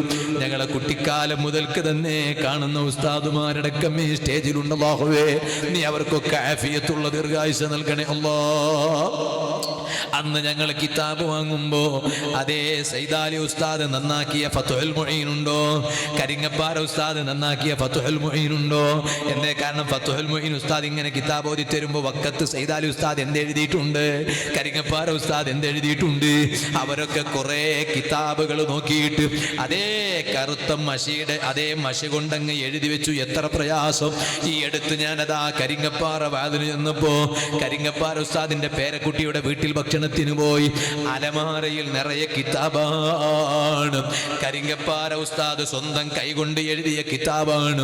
അതേ ഫത്ഹുൽ മുഈൻ നേരായ അതേ മഹാനവരുകൾ കൈകൊണ്ട് അതേ അവിടുന്ന് നന്നാക്കി കൊടുത്ത കിതാബടക്കം ഞാൻ ഇങ്ങനെ നോക്കുമ്പോൾ എന്തൊരു സന്തോഷം! പക്ഷേ ഞങ്ങൾക്കത് വേണ്ടതുപോലെ അവരൊക്കെ ഇത്രയെല്ലാം അധ്വാനിച്ച് വേണ്ടതുപോലെ ഉപയോഗപ്പെടുത്താൻ കഴിഞ്ഞിട്ടില്ലല്ലോ എന്ന് സങ്കടമാണ്. മുതഅല്ലിമീങ്ങളെ, നന്നായി ഇൽമു പഠിക്കണം, കിതാബ് നന്നായി പഠിക്കണം. ഇൽമുള്ള ആലിമീങ്ങൾക്ക് എക്കാലത്തും നിലയും വിലയും ഉണ്ട് കേട്ടോ. ഇത് സാന്ദർഭികമായി ഞാൻ അങ്ങ് ഓർമ്മപ്പെടുത്തുന്നു സുഹൃത്തുക്കളെ. ബയ്യിദ് സ്വഹീഫതക സൗദാ ഫീ റജബി ബിസാലിഹിൽ അമലിൽ മുൻജി മിനൽ ലഹബി. നിങ്ങളുടെ കറുത്തിരുണ്ട് പോയ ഏട് കിതാബിന് ഒന്ന് വെളുപ്പിക്കാൻ നോക്കൂ പുരുഷന്മാരെ, ഒന്ന് വെളുപ്പിക്കാൻ നോക്കൂ ഉമ്മമാരെ. എങ്ങനെയാണ് ആ കറുത്തുപോയ ഹൃദയത്തെയും ഏട് കിതാബിനെയും വെളുപ്പിക്കേണ്ടത്? ഫീ റജബ്, അതിനേറ്റവും നല്ല മാസമാണ് റജബ്. എങ്ങനെയാണ് റജബ് മാസത്തിൽ ആ കറുത്തതിനെ വെളുപ്പിക്കേണ്ടത്? ബിസാലിഹിൽ അമലിൽ മുൻജി മിനൽ ലഹബി, നരകത്തിൽ നിന്ന് രക്ഷപ്പെടുത്തുന്ന അതേ നല്ല നല്ല സ്വാലിഹായ അമലുകൊണ്ട് നിങ്ങളെ കൽബിനെയും ഏട് കിതാബിനെയും പ്രകാശിപ്പിക്കൂ. അങ്ങനെ പ്രകാശിപ്പിച്ച മഹാനാണ് സുൽത്താനുൽ ഹിന്ദ് ഗരീബ് നവാസ് ഖാജാ മുഈനുദ്ദീൻ ചിശ്തിയിൽ അജ്മീരി അസ്സഞ്ചരി ഖദ്ദസല്ലാഹു സിർറഹുൽ അസീസ്. മഹാനവരികൾ അങ്ങനെയല്ലേ? ഒരു ദിവസം ഇശാ നിസ്കാരം കഴിഞ്ഞ് റൂമിൽ കയറി. സുബ്ഹി വരെ റൂമിലാണ്. ആളുകൾ പുറത്തു നിന്നിങ്ങനെ വെയിറ്റ് ചെയ്യുന്നു. റൂമിന്റെ ഉള്ളിൽ പലരും ഇങ്ങനെ നടക്കുന്ന ഒച്ചയാണ്, സംസാരിക്കുന്ന ഒച്ചയാണ്.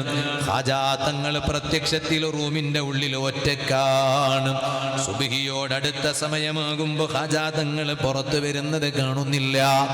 പതിവിന് വിപരീതമായത് കണ്ടപ്പോൾ ഇവരങ്ങ് പോയി ഫഫതഹു, വാതിലങ്ങ് തുറന്നു നോക്കിയപ്പോ ഖാജാ തങ്ങളതാ ലോകത്തോട് വിട പറഞ്ഞിരിക്കുന്നു. ഒരു തിങ്കളാഴ്ച രാവ് സുബ്ഹിയോടടുത്ത സമയത്ത് പുറത്തു നിന്ന് ആളുകൾ റൂമിൽ കയറി നോക്കുമ്പോൾ മഹാനവരികൾ വഫാത്തായി കിടക്കുന്നു. അടുത്ത് നിൽക്കുന്നവർ നെറ്റിത്തടത്ത് ഒരു എഴുത്ത് വായിക്കുന്നു. മങ്കൂഷ, അത് നെറ്റിത്തടത്ത് കുത്തിവെച്ചതുപോലെയുണ്ട്. ആരാണ് അവിടെ എഴുതിയത്? തലേന്ന് രാത്രി ഇശാ കഴിഞ്ഞിട്ട് റൂമിലോട്ട് പോകുമ്പോൾ ആ എഴുത്ത് ആരും കണ്ടില്ല. അകത്ത് സുബ്ഹി വരെ ആരുമില്ല. പിന്നീട് സുബ്ഹിയോടടുത്ത സമയം റൂമങ്ങ് തുറന്നിട്ട് അകത്ത് ചെന്നു നോക്കുമ്പോഴാണ് മയ്യത്തായി കിടക്കുന്നു മഹാനവരുകൾ. നെറ്റിത്തടത്ത് എഴുത്ത് കാണുന്നു. ഹബീബുല്ലാഹി മാത ഫീ ഹുബ്ബില്ലാഹ് അല്ലാഹുവിനെ ഇഷ്ടപ്പെട്ട അടിമ അല്ലാഹനെ പ്രിയം വെച്ച് മരണപ്പെട്ടു പോയി. കൽബിന്റെ വെളിച്ചം നെറ്റിത്തടത്ത് കണ്ടതാണത്. അത് വഫാത്തായി കിടക്കുമ്പോൾ സ്വാലിഹീങ്ങൾ പലരും വായിച്ചു. വായിച്ചതെങ്ങനെ ചർച്ചാ വിഷയമാണ്. അത് വളരെ പരത്തി പറയേണ്ടതാണ്. ഞാനിപ്പോൾ അതിലേക്ക് കടക്കുന്നില്ല. അവരെല്ലാം കൽബ് പ്രകാശിച്ചതുപോലെ അവരെ ഓർക്കുന്ന സദസ്സിൽ വന്ന ഞാനും നിങ്ങളും കൽബ് പ്രകാശിച്ച് അതുപോലെ റബ്ബ് ഇഷ്ടപ്പെട്ട ആളുകളായി ആ റബ്ബിന്റെ മഹബ്ബത്തിലായി മരിക്കാൻ ഏത് സമയത്തും ഒരുങ്ങി നിൽക്കണമെന്ന് മാത്രം നിങ്ങളോട് വാല് പറയാൻ ഈ മുത്തല്ലിമിന് അർഹതയില്ല. ഞാൻ എൻ്റെ സ്വന്തത്തോട് ഇതങ്ങ് പറഞ്ഞു ഞാൻ എൻ്റെ വാല് നിർത്തുന്നു. അർഹമുർ റഹീമീനായ അല്ലാഹ്, ഈ സദസ്സ് കാരണം രണ്ട് ലോകത്തും രക്ഷപ്പെടുന്ന മുഅ്മിനീങ്ങളിൽ സാധുക്കളായ ഞങ്ങളെ നീ പെടുത്തണം റഹ്മാനേ. എല്ലാവരും അവിടെ തന്നെ ഇരിക്കുക. ഞങ്ങൾക്കൊരു ചെറിയൊരു ദുആ നടത്തിയിട്ട് ഇൻഷാ അല്ലാഹ് നമുക്ക് ഇവിടുന്ന് പോകാം. അള്ളാഹു ഞങ്ങളെ ഈ സദസ്സ് ദുആക്ക് ഇജാബത്തുള്ള സദസ്സാക്കി തരട്ടെ. ഷെയ്ഖുനായുടെ മഖാമിൽ ആഴ്ചയിൽ നടക്കുന്ന ബുർദ മജ്ലിസ് ഉണ്ടല്ലോ, നിങ്ങൾക്ക് എല്ലാവർക്കും അറിയാമല്ലോ. അതിൻ്റെ വാർഷിക പരിപാടി അതിവിപുലമായ രീതിയിൽ ഈ വരുന്ന ഫെബ്രുവരി 20-ാം തീയതി വ്യാഴാഴ്ച രാവ്, വ്യാഴാഴ്ച രാവ്, അതായത് വ്യാഴം അസ്തമിച്ച രാത്രി. അപ്പം ആ രാവ് ഇൻഷാ അല്ലാഹ് ഇവിടെ ഷെയ്ഖുനയുടെ മഖാമിൽ നടക്കണ ആ ബുർദ മജ്ലിസിൻ്റെ വാർഷിക പരിപാടി നടക്കുന്നുണ്ട്. നിങ്ങളൊക്കെ അതിൽ സംബന്ധിക്കണം. കഴിവിൻ്റെ പരമാവധി നിങ്ങൾ ആളുകളെ എത്തിക്കണം. അതിന് വേണ്ടതെല്ലാം ചെയ്തു കൊടുക്കണം. നിങ്ങൾ അതിൻ്റെ പ്രചാരകരാകണം. അതിൻ്റെ പോസ്റ്ററുകളും മറ്റുമെല്ലാം വരുമ്പോൾ വാട്സപ്പിൻ്റെ സ്റ്റേറ്റസിലൊക്കെ വെക്കേണ്ടത് അങ്ങനെയാണ്. അല്ലാതെ കുറേ എന്തൊക്കെയാണ് വെക്കണത്. ഇന്നാൾ ഒരാൾ എന്തോ എടുത്തു വെച്ചു. ഞാൻ ചോദിച്ചു എന്താണത്. അപ്പം പറഞ്ഞു എല്ലാവരും സ്റ്റേറ്റസിലും അതുണ്ട്, അതുകൊണ്ട് ഞാനും അത് വെച്ച് എന്തെന്നറിയില്ല എന്നറിഞ്ഞു. അപ്പം അങ്ങനെയാണ്. അങ്ങനെയല്ല, എന്തെങ്കിലും ഒന്ന് ദീനിന് മസ്ലഹത്തുണ്ടോ എന്ന് ചിന്തിച്ചിട്ട് വേണം സ്റ്റേറ്റസിൽ. ഇതിപ്പോൾ ഭാര്യൻ്റെ ഫോട്ടോ എടുത്തിട്ട് സുബ്ഹാന ജല്ല ജലാലുഹു അങ്ങനെ എടുക്കുക. എന്നിട്ട് കുറേ പെണ്ണുങ്ങന്മാർ സ്റ്റേറ്റസിൽ വെക്കുക. പേരിന് ഇവിടെ മാത്രം ഒരു മക്കനെ, എന്തേ ബാക്കി കാണുന്നില്ല എന്നൊരു ആശ്വാസമാണ്. അല്ലെങ്കിൽ അവിടെ മാത്രം ഒരു സ്റ്റിക്കർ അത് ഒട്ടിച്ചിട്ട് സ്റ്റേറ്റസിൽ വെക്കുക. അതുകൊണ്ട് ദീനിന് എന്ത് ഗുണം? നിങ്ങൾ ആഖിറത്തിന് എന്ത് മസ്ലഹത്താണ് അതിലുള്ളത്? എന്താണ് നിങ്ങൾക്ക് ഖബറിൽ കൊണ്ട് ഗുണം കിട്ടാൻ പോകുന്നത്? അതുകൊണ്ട് സ്റ്റേറ്റസിൽ എടുത്തു വെക്കുമ്പോഴും വാട്സപ്പിൻ്റെ പ്രൊഫൈൽ പിക്ചറായി വെക്കുമ്പോഴും ഒക്കെ ദീനിനോ നാലാളുകൾക്ക് എന്തെങ്കിലും ഉപകാരത്തിന് കിട്ടുന്നതായാൽ നിങ്ങൾക്ക് ഖബറിൽ അതുകൊണ്ട് ഉപകാരം കിട്ടും, ആഖിറത്തിലും കിട്ടും, മരിക്കണ സമയത്തും കിട്ടും. അള്ളാഹു അതിലൊക്കെ ഞങ്ങളെ പെടുത്തി തരട്ടെ. നിങ്ങളൊക്കെ അതിൻ്റെ പ്രചാരകരാകണമെന്ന് മാത്രം ഓർമ്മപ്പെടുത്തുന്നു. അൽഹംദുലില്ലാ, ഞങ്ങളെ ഈ മഹത്തായ സ്ഥാപനം അള്ളാഹു ഖിയാമത്ത് നാൾ വരെ നിലനിർത്തി തരട്ടെ. രണ്ട് മഹാന്മാരാണ് അതിൻ്റെ ചാലക ശക്തിയായിട്ടുള്ളത്. ഒന്ന് നേരത്തെ ഞങ്ങൾ ഇവിടുന്ന് പറഞ്ഞ ബഹുമാനപ്പെട്ട ഷെയ്ഖുന ഞങ്ങളിൽ നിന്ന് വിട പറഞ്ഞു. അള്ളാഹു ദറജ വർദ്ധിപ്പിക്കട്ടെ. ജീവിച്ചിരിപ്പുള്ള ബഹുമാനപ്പെട്ട സയ്യിദ് അവരുകൾ നേരത്തെ ഇവിടെ പറഞ്ഞില്ലേ, മുട്ടം തങ്ങളുപ്പാപ്പ. നേരത്തെ അതിൻ്റെ കഥകളും അതിൻ്റെ ചരിത്രങ്ങളൊക്കെ ഇവിടെ ഇങ്ങനെ പറയുന്നത് കേട്ടപ്പോൾ ഞാൻ ഇരുന്നിട്ടങ്ങ് സത്യം പറഞ്ഞാൽ കേട്ടുപോയി. അള്ളാഹുവേ, നീ ആ സയ്യിദ് അവരുകൾക്ക് ആഫിയത്തുള്ള ദീർഘായുസ്സ് നൽകട്ടെ. മഹാനവരുകളുടെ മകളുടെ കല്യാണമാണ് ഇന്ന് നടന്നത്. കുറച്ചാൾ കുളവറതായിരിക്കും അല്ലേ, ഇങ്ങോട്ട് വരുന്നതൊക്കെ ഉണ്ടാവല്ലേ. അപ്പോൾ ബഹുമാനപ്പെട്ട ഖുറത്തു സാദാത്ത് കൂറത്ത് തങ്ങളുപ്പാപ്പാൻ്റെ മകൻ മസൂദ് തങ്ങൾ പുതിയാപ്പിള ഞങ്ങളൊക്കെ അങ്ങോട്ട് പോയിട്ട് ഇങ്ങോട്ട് വന്നതാണ്.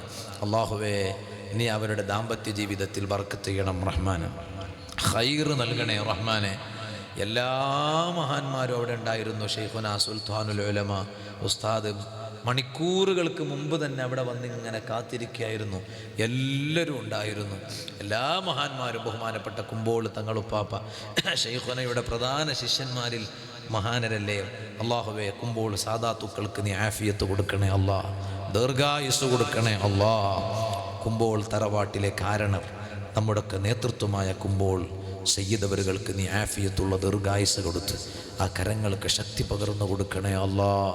ഞാൻ പറഞ്ഞു വന്നത് അവരൊക്കെ അവിടെ ഉണ്ടായിരുന്നെങ്കിലും ഏറ്റവും കൂടുതൽ അവിടെയൊക്കെ ഉണ്ടാകേണ്ടിയിരുന്നത് ബഹുമാനപ്പെട്ട ഖുറത്തു സാദാത്ത് തങ്ങളുപ്പാപ്പയാണ് അല്ലേ. ആരുണ്ടെങ്കിലും അവിടെ ഒന്നും ആ അഭാവം കണ്ടില്ലെങ്കിലും അങ്ങനെ അത് തങ്ങളുണ്ടെങ്കിൽ എന്ന് നമ്മളിങ്ങനെ ആഗ്രഹിച്ചു പോയി. പക്ഷേ ഇല്ല. അള്ളാഹുവേ നീ ദറജ വർദ്ധിപ്പിക്കണം റഹ്മാനെ. ഇൻഷാ അല്ലാഹ് നമുക്കൊരു ചെറിയ ദുആ നടത്തി പിരിയാം. ഈ സ്ഥാപനം നിങ്ങളൊക്കെ ഏറ്റെടുത്തവരാണ്. നേരത്തെ ഞാൻ പറഞ്ഞല്ലോ, ക്യാൻറ്റീൻ്റെ കാര്യം പറഞ്ഞപ്പോഴും അങ്ങനെ ഇവിടുത്തെ കുട്ടികളുടെ ഭക്ഷണത്തിന് വേണ്ടി മാസം 1000 രൂപ ഈ നാട്ടുകാരും പരിസരത്തുള്ള കുറേ പുരുഷന്മാരും പ്രത്യേകിച്ച് പെങ്ങന്മാരൊക്കെ കൊടുക്കുന്നുണ്ട് എന്ന് കേട്ടപ്പോൾ വലിയ സന്തോഷം തോന്നി. അല്ലാ, നീ അത് അവർക്ക് ആഖിറത്തിൽ മുതൽക്കൂട്ടാക്കി കൊടുക്കണേ അല്ലാ.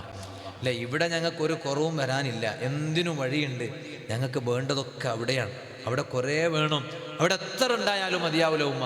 അവിടേക്ക് ഇതൊക്കെ റബ്ബൊരു മുതൽക്കൂട്ടാക്കി തരട്ടെ. ഞങ്ങൾക്ക് അവിടെയൊക്കെ ഇത് അനുഭവിക്കാനും ആസ്വദിക്കാനും സന്തോഷിക്കാനും ഒരു വകുപ്പുണ്ടാക്കി അള്ളാഹു തരട്ടെ എന്ന് മാത്രം ദുആ ചെയ്യുന്നു. ഒരുപാട് പദ്ധതി ഈ സ്ഥാപനങ്ങളൊക്കെ ഇങ്ങനെ നടത്തിപ്പോവാൻ. ഇപ്പോൾ ഇതിൻ്റെ ബിൽഡിങ്ങുകളൊക്കെ എല്ലാം ഇൻഷാ അല്ലാഹ് നല്ല, ഇപ്പോൾ ക്യാൻറ്റീനൊന്നും ഉഷാറായി. ഇനി ഇൻഷാ അല്ലാഹ് ഇങ്ങനെ പോയിട്ട് കാണുന്ന ബിൽഡിങ്ങുകളൊക്കെ ഒന്ന് പുതിയ അതിന് ബിൽഡിങ് പൊളിക്കണമെന്നൊന്നുമില്ല. പുതിയ ആക്കണമെങ്കിൽ കുറച്ച് എല്ലാം മിനുക്ക് പണിയാക്കിയാലെല്ലാം പുതിയാവും. അള്ളാഹു അതൊക്കെ സന്തോഷിപ്പിച്ച് തരട്ടെ. അതിൻ്റെ വഴികളൊക്കെ റബ്ബ് തുറന്നു തരട്ടെ. അല്ലേ, ഈ വിശാലമായ ക്യാമ്പസിൽ ലത്തീഫിയ എന്ന് പറഞ്ഞാൽ ഞങ്ങൾ ഇന്ന് വാദിന് മാത്രം വരണമല്ല. ഞാൻ പറഞ്ഞല്ലോ, കുട്ടിക്കാലം മുതൽക്ക് തന്നെ ഞങ്ങൾ വന്നുപോയി ഞങ്ങൾ കണ്ട സ്ഥാപനമാണ്. കുട്ടിക്കാലത്ത് ഞങ്ങൾ എന്താണെന്ന് പഠിക്കുന്ന സമയത്ത് നമ്മൾ കണ്ട സ്ഥാപനങ്ങൾ അതിലൊക്കെ പെട്ടതാണ് ലത്തീഫിയ. ഇവിടെ വരുമ്പോൾ ഈ റൂട്ടിൽ കൂടെ ഇങ്ങനെ പോകുമ്പോൾ ഇപ്പോൾ മംഗലാപുരത്ത് നിന്ന് കാസർഗോട്ടേക്ക് പോയാൽ എവിടെ എത്തിയെന്ന് തന്നെ തിരിച്ചറിയണില്ല. അതുകൊണ്ടാണ് എൻ്റെ കൂടെയുള്ള ഒരു പാത്തുസ്ഥാനം വിളിച്ചിട്ട് ലൊക്കേഷൻ അയച്ചു. ഞാൻ പറഞ്ഞു അവരോടൊന്ന് ലൊക്കേഷൻ ചോദിക്കരുതിട്ടാ, അവർക്ക് വലിയ വലിയ ആളുകളെന്ന് പറഞ്ഞു, അവർക്ക് ഉണ്ടാവില്ല. അപ്പോൾ ഞാൻ പറഞ്ഞു തന്നത്, അപ്പോൾ നമുക്ക് എവിടെയാണ് ഇത് കയറാ, ഇവിടെ ഒന്നും പെട്ടെന്ന് മനസ്സിലാവില്ല, ഈ റോഡ് പണിയൊക്കെ നടക്കണമുണ്ട്. എന്നാലോ അന്ന് പിന്നെ മംഗലാപുരത്ത് നിന്ന് ഇങ്ങനെ കാസർഗോട്ടേക്ക് പോയാൽ ഇന്നത്തെ പോലെ കാറിൽ പോകാൻ എന്ത് സുഖം, എന്തോ ഒരു സുഖമില്ല. KSRTC വന്ന് നിങ്ങൾ ഈ കേരള KSRTC ഇല്ലേ, ഏത് ജനൽ മൊത്തം തുറന്നിട്ടുള്ള, അല്ലാ, ഇവിടുത്തെ KSRTC എങ്ങനെയാണ്, ഇങ്ങനെ മോൾക്ക് പൊന്തിച്ച് വെച്ചിട്ട് അല്ലേ, അങ്ങനെയല്ലേ ഈ അതിൻ്റെ പിന്നെ വിൻഡോ അങ്ങനെയാണ്. നമ്മളെ കർണാടകയിൽ KSRTC ഇങ്ങനെയല്ലേ, ജില്ല അപ്പുറം ഇപ്പുറമാക്കുക. ഇത് ഫുള്ള് ഓപ്പൺ ആവുകയാണ്, അഡ്ഡ ഒന്നും നിൽക്കണില്ല. അതിങ്ങനെ നോക്കിയിട്ട് ഇങ്ങനെ കാറ്റും കൊണ്ടിട്ട് മുത്താലിമായി പഠിക്കുന്ന സമയത്ത് പോയതൊക്കെ എപ്പോഴും ഓർമ്മയുണ്ട്. അന്ന് മംഗലാപുരത്ത് നിന്ന് കയറിയാൽ കാസർഗോട്ടേക്ക് വരുമ്പോൾ ഞങ്ങളുടെ നോട്ടത്തിൽ പതിയുന്ന ചില സ്ഥലങ്ങളിൽപ്പെട്ട ഒന്നാണ് ഒരു കയറ്റം കാണും. ഇവിടെ അടുത്തെത്തുമ്പോൾ കയറ്റം. അപ്പം മനസ്സിലായി നിങ്ങളെ ഈ ശരിയ കുന്നിൽ അല്ലേ, ഇതൊരു കുന്നാണല്ല. അത് അവിടെ നിന്ന് നോക്കിയാൽ ആ കുന്ന് മനസ്സിലാവും, ഇവിടെ നോക്കിയാൽ കുന്ന് മനസ്സിലാവില്ല. അവിടെ നിന്ന് നോക്കിയാൽ ഇതൊരു കുന്നാണ് മനസ്സിലാവും. അപ്പോൾ അങ്ങനെ അപ്പം ഞങ്ങൾക്ക് കൽബിൽ ഓടി വരും, ഇവിടെ ലത്തീഫിയ ഉണ്ടല്ലോ, ഇവിടെ ഷെയ്ഖുനയുടെ വീട് ഇവിടെയാണല്ലോ, താജുശ്ശേരിയുടെ വീട് എന്നൊക്കെ നിങ്ങളൊന്ന് ആലോചിച്ച് നോക്ക്. അപ്പം ഈ സ്ഥാപനം അള്ളാഹു ഖിയാമത്ത് നാൾ വരെ നിലനിർത്തി തരട്ടെ. ഇതിനു വേണ്ടി ആരൊക്കെ പ്രവർത്തിക്കുന്നുണ്ടോ, ഓടി നടക്കുന്നുണ്ടോ, സഹായിക്കുന്നുണ്ടോ, സഹകരിക്കുന്നുണ്ടോ, ഇതിൻ്റെ കമ്മിറ്റി ഭാരവാഹികൾ, മാനേജ്മെൻ്റ് ഉൾപ്പെടെ എല്ലാവരെയും റബ്ബേ നീ ഏറ്റെടുക്കണേ അല്ലാഹ്. ഇൻഷാ അല്ലാഹ് ഈ സ്ഥാപനത്തിൻ്റെ സുഗമമായ നടത്തിപ്പിന് വേണ്ടി ഇവിടെ ഒരു പദ്ധതി പിന്നെ മുന്നിൽ കണ്ടിട്ടുണ്ട്. എല്ലാവർക്കും അറിയാം, നിങ്ങളൊക്കെ അറിയുന്നവരാണ്. ഒരു 4444 രൂപ നൽകുന്ന ഒരു 444 മെമ്പർമാർ, 4444 മെമ്പറല്ല, 4444 രൂപ തരുന്ന ഒരു 444 മെമ്പർ വേഗയും ഒരു മാസം കൊണ്ട് കഴിയണ ആവശ്യമുള്ളൂ. അപ്പോൾ കൂടുതലൊന്നും വേണ്ടി വരില്ല, ചെറിയൊരു വിഷയമാണ്. അള്ളാഹുവേ അതിനെയൊക്കെ ഏറ്റെടുത്ത ആളുകളുണ്ട്, നീ അവർക്ക് ബർക്കത്ത് ചെയ്യണേ അല്ലാഹ്. ഇന്ന് ഇൻഷാ അല്ലാഹ് എന്നോട് ഇവിടെ ഇങ്ങനെ ഇരിക്കും പറഞ്ഞു, ഒരു 25 ആളെങ്കിലും ഇന്ന് കിട്ടിയാൽ സന്തോഷമായിരുന്നു പറഞ്ഞു. എന്നാലൊരു 10 ആളെങ്കിലും ആയാൽ എനിക്ക് ഭയങ്കര സന്തോഷം. അതുകൊണ്ട് ഉമ്മമാരെ ഭാഗത്തും ഒന്ന് ആരെങ്കിലും ഉണ്ടെങ്കിൽ ഒന്ന് പോകണം ഇൻഷാ അല്ലാഹ്. ഒരു പേനയും കടലാസുമായിട്ട് ഉമ്മ നേരത്തെ റാബിഅ ബിൻത് ഇസ്മാഈൽ റളിയല്ലാഹു അൻഹ പറഞ്ഞത് കേട്ടില്ലേ നിങ്ങൾ? എൻ്റെ പണം, എൻ്റെ സമ്പത്ത് ഒരു വലിയ ആലിമും ആ ആലിമിൻ്റെ ശിഷ്യന്മാരും കഴിക്കണമെന്നാണ് എൻ്റെ ആഗ്രഹം എന്ന് പറഞ്ഞില്ലേ? അതുപോലെ നിങ്ങളുടെ ആഖിറത്തേക്കൊരു മുതൽക്കൂട്ടാക്കി ഏറ്റെടുക്കാൻ താല്പര്യമുള്ള കുറച്ച് ഉമ്മമാരെ കിട്ടിയാൽ വലിയ സന്തോഷമാണ്. എല്ലാ മാസവും നിങ്ങൾ കൊടുക്കണ്ട, ഒരിക്കൽ കൊടുത്താൽ മതി. ഒരു 4444 രൂപ ഇന്നത്തെ സദസ്സിൽ വെച്ച് ഏറ്റെടുക്കാൻ മനസ്സ് കാണിക്കുന്ന ഒരു നല്ല സഹോദരൻ ഒന്ന് തുടക്കം കുറിക്കാമോ ഉസ്താദേ? ഒരു 4444 രൂപ ഇൻഷാ അല്ലാഹ് ഞാൻ കൊടുക്കാം എന്ന് പറയുന്ന ഒരു നല്ല സഹോദരൻ മരിച്ചാൽ ഖബറിൽ നമുക്കതിൻ്റെ സന്തോഷം കിട്ടും. ഹിഫ്ള് കോളേജിൽ പഠിക്കുന്ന ഷറഫുദ്ദീൻ്റെ ഉമ്മ തരാമെന്ന് ഏറ്റിട്ടുണ്ട്. ഖുലൂ തക്ബീർ. യാ റബ്ബു യാ അല്ലാഹ്. ആ ഉമ്മയുടെ സ്വതക്കയുടെ ആ ഉമ്മ മാസത്തിൽ 1000 രൂപ വേറെയും തരുന്നുണ്ട്. അല്ലാഹുവേ, ആ ഉമ്മയുടെ സ്വതക്ക നീ കബൂൽ ചെയ്യണേ അല്ലാ. ആ പൊന്നുമോനെ നീ നല്ല ഹാഫിളാക്കണേ അല്ലാ. ഉഖ്റവിയായ ആലിമാക്കണേ അല്ലാ. ആ വീട്ടുകാർക്ക്, കുടുംബത്തിന്, മാതാപിതാക്കൾക്ക് ദുനിയാവിലും ആഖിറത്തിലും ഉപകരിക്കുന്ന മോനാക്കണേ അല്ലാ. ആ മകനെ കൊണ്ട് നീ അവർക്ക് വലിയ ഇസ്സത്ത് 2 ലോകത്തും നൽകണേ അല്ലാ. ബിജാഹിൻ നബി സ്വല്ലല്ലാഹു അലൈഹി വസല്ലം. ഒരാളായി ഒരു ഉമ്മയുടെ തുടക്കാണ്. ബിസ്മില്ലാ.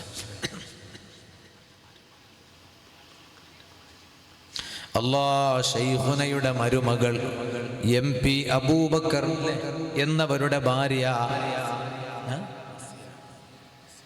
ഹസീന എന്നവർ അൽഹംദുലില്ലാഹ് ഏറ്റെടുക്കുകയാണ്. നീ കബൂൽ ചെയ്യണേ അല്ലാ. ആ സഹോദരിക്ക് നീ ബറക്കത്ത് ചെയ്യണേ അല്ലാ. ആ കുടുംബത്തിൻ്റെ എല്ലാ വിഷമങ്ങൾ ഈ സ്വതക്കയുടെ ബറക്കത്ത് കൊണ്ട് തീർത്തു കൊടുക്കണേ അല്ലാ. മാരകമായ രോഗങ്ങൾ വല്ലാതെ വ്യാപിച്ചിട്ടുള്ള കാലമാണ്. അവരെയും കുടുംബത്തെയും എല്ലാവിധ രോഗങ്ങളിൽ നിന്ന് സലാമത്ത് കൊടുക്കണേ അല്ലാ. നിലവിലുള്ള രോഗങ്ങൾക്ക് കാമിലും ആജിലുമായ ശിഫാ നൽകണേ അല്ലാ. ബിജാഹിൻ നബി സ്വല്ലല്ലാഹു അലൈഹി വസല്ലം. ഇനി മൂന്നാമത്തൊരു സഹോദരൻ.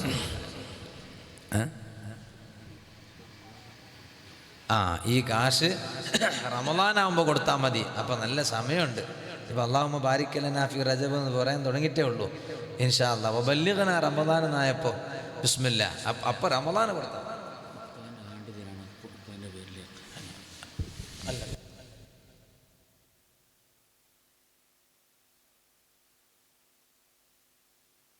നമ്മളിവിടുത്തെ മാനേജറും കൂടിയാണ്.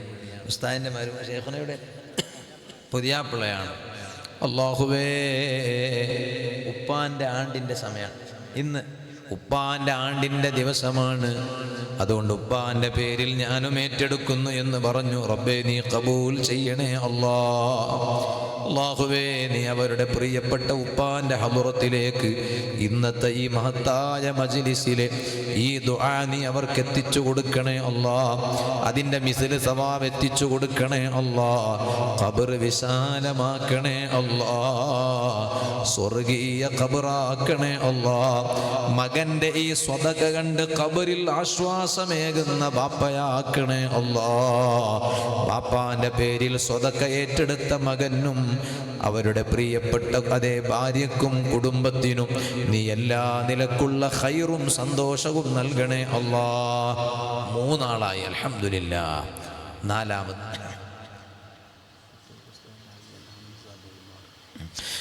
പാത്തൂർ ഉസ്താദിൻ്റെ അളിയൻ ഹംസ ബുൾമാർ എന്നവർ. റബ്ബേ, നീ കബൂൽ ചെയ്യണേ അല്ലാ. സ്വീകരിക്കണേ അല്ലാ. അവരിൽ നിന്ന് മരിച്ചവരിലേക്ക് അതിൻ്റെ മിസ്ല് സവാബ് എത്തിച്ചു കൊടുക്കണേ അല്ലാ. അവർക്കും അവരുടെ കുടുംബത്തിനും എല്ലാ നിലക്കുള്ള സ്വസ്ഥത നൽകണേ അല്ലാ.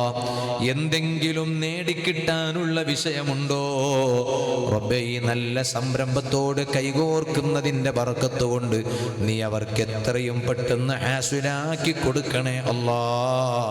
ബിജാഹിൻ നബി സ്വല്ലല്ലാഹു അലൈഹി വസല്ലം. 4 ആളായി. അല്ല, 5 ആളല്ലേ? എത്ര ആളായി? 5 4ആയി. 5-മത്തൊരു സഹോദരൻ ബിസ്മില്ലാ. നല്ല നിയത്തോടുകൂടെ ഒരു 4444 രൂപ റമളാനിലങ്ങ് കൊടുത്താൽ മതി. ഇപ്പം ഒന്നും കൊടുക്കണ്ട. ഉമ്മമാരെ, സ്ത്രീകളുടെ ഭാഗത്ത് ആരെങ്കിലും ഉണ്ടാവില്ലേ? ഉണ്ടോ? വളണ്ടിയർ പെൺകുട്ടികളുണ്ടോ? ഉണ്ട് ഇൻഷാ അല്ലാഹ്. ഉമ്മമാരെ, ഒരു മടിയും കാണിക്കണ്ട. 25 ആൾ വേണമെന്ന് അറിഞ്ഞത് ഞാൻ ഓരോ നോക്കിയിട്ടല്ല, ഞാൻ നിങ്ങളെ നോക്കിയിട്ടാണ്. അല്ലെ, സത്യം പറയാണ്. അല്ല ഉള്ളത് പറയാലോ. ഇപ്പോൾ ഇവരെ ചെറുതാക്കൊന്നുമല്ല, ഇവരൊക്കെ നല്ലോണം സഹായിക്കണവരാ, അള്ളാഹു ബർക്കത്ത് ചെയ്യട്ടെ. പക്ഷെ ഞാൻ ഉമ്മമാരെ സത്യം പറഞ്ഞാൽ ക്യാൻറ്റീന് കണ്ടപ്പോൾ 25 വേണമെന്ന് പറഞ്ഞപ്പോൾ ഞാൻ കരുതി 25 കുറഞ്ഞു പോയ റബ്ബി ഒരു 50 ആക്കാമെന്ന് കരുതി. കാരണം ക്യാൻറ്റീന് വേണ്ടിയൊക്കെ സഹായിച്ച ഉമ്മമാരില്ലേ. അപ്പോൾ ഉമ്മമാരെ നിങ്ങളെ കണ്ടിട്ടാ ഉമ്മ. അതുകൊണ്ട് ഇന്നത്തെ ഈ കാര്യത്തോട് നിങ്ങൾ കൈകോർക്കുക. ഞാൻ പോകുന്ന എല്ലാ സദസ്സിൽ വെച്ച് നിങ്ങളെ കാര്യം ഓർത്ത് ദുആ ചെയ്യും ഇൻഷാ അല്ലാഹ്. അള്ളാഹു തൗഫീഖ് ചെയ്യട്ടെ.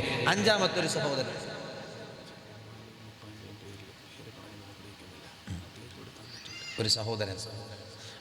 ഒരു സഹോദരൻ ഉസ്താദേ, മരണപ്പെട്ടു പോയ മാതാപിതാക്കളുടെ പേരിൽ ഞാൻ ഏറ്റെടുക്കുന്നു എന്ന് പറഞ്ഞു. അല്ലാഹുവേ, ആ സഹോദരന്റെ സ്വതക്ക നീ കബൂൽ ചെയ്യണേ അല്ലാ. അവരുടെ മരണപ്പെട്ടു പോയ മാതാപിതാക്കളുടെ ഹളറാത്തിലേക്ക് അതിന്റെ മിസ്ൽ സവാബ് എത്തിച്ചു കൊടുക്കണേ അല്ലാ. ആ ഖബർ നീ വിശാലമാക്കണേ അല്ലാ. ഇത് ഏറ്റെടുത്ത ആ സഹോദരന് എല്ലാ ബറക്കത്ത് നൽകണേ അല്ലാ. 5 പേരായി. ആറാമത്തൊരു സഹോദരനോ ഒരു സഹോദരിയോ മകൻ മരിച്ചു അല്ലേ? അല്ലാ, ഒരു സഹോദരി ഉസ്താദേ, ഭർത്താവും മകനും മരിച്ചിട്ടുണ്ട്, അവർക്ക് വേണ്ടി ദുആ ചെയ്യണം. അല്ലാഹുവേ, ആ ഉമ്മയുടെ സ്വതക്ക നീ കബൂൽ ചെയ്യണേ അല്ലാ.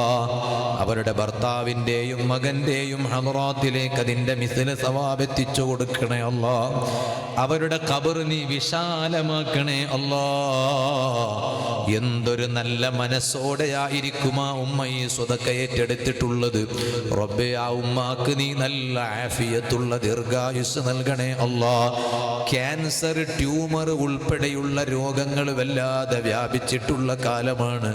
ആ ഉമ്മയെയും ആ കുടുംബത്തെയും ഞങ്ങളെയെല്ലാം, ഞങ്ങളെ കുടുംബത്തെയും സ്നേഹജനങ്ങളെയും അത്തരത്തിലുള്ള രോഗങ്ങളിൽ നിന്ന് കാക്കണേ അല്ലാ. 6 പേര്. അല്ലാ, ശൈഖുനയുടെ മകൾ പഠിക്കണ്ടോ? അപ്പൊ ഇൽമിൽ ബർക്കത്തുണ്ടാകുന്നല്ലേ.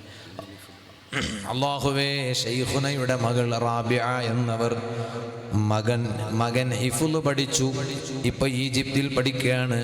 അല്ലാഹുവേ, മക്കളുടെ ഇൽമിന്റെ കാര്യത്തിൽ, ഹിഫ്ളിന്റെ കാര്യത്തിൽ പ്രത്യേകം ദുആ ചെയ്യാൻ പറഞ്ഞു. റബ്ബേ, ഏറ്റെടുത്തു നീ കബൂൽ ചെയ്യണേ അല്ലാ.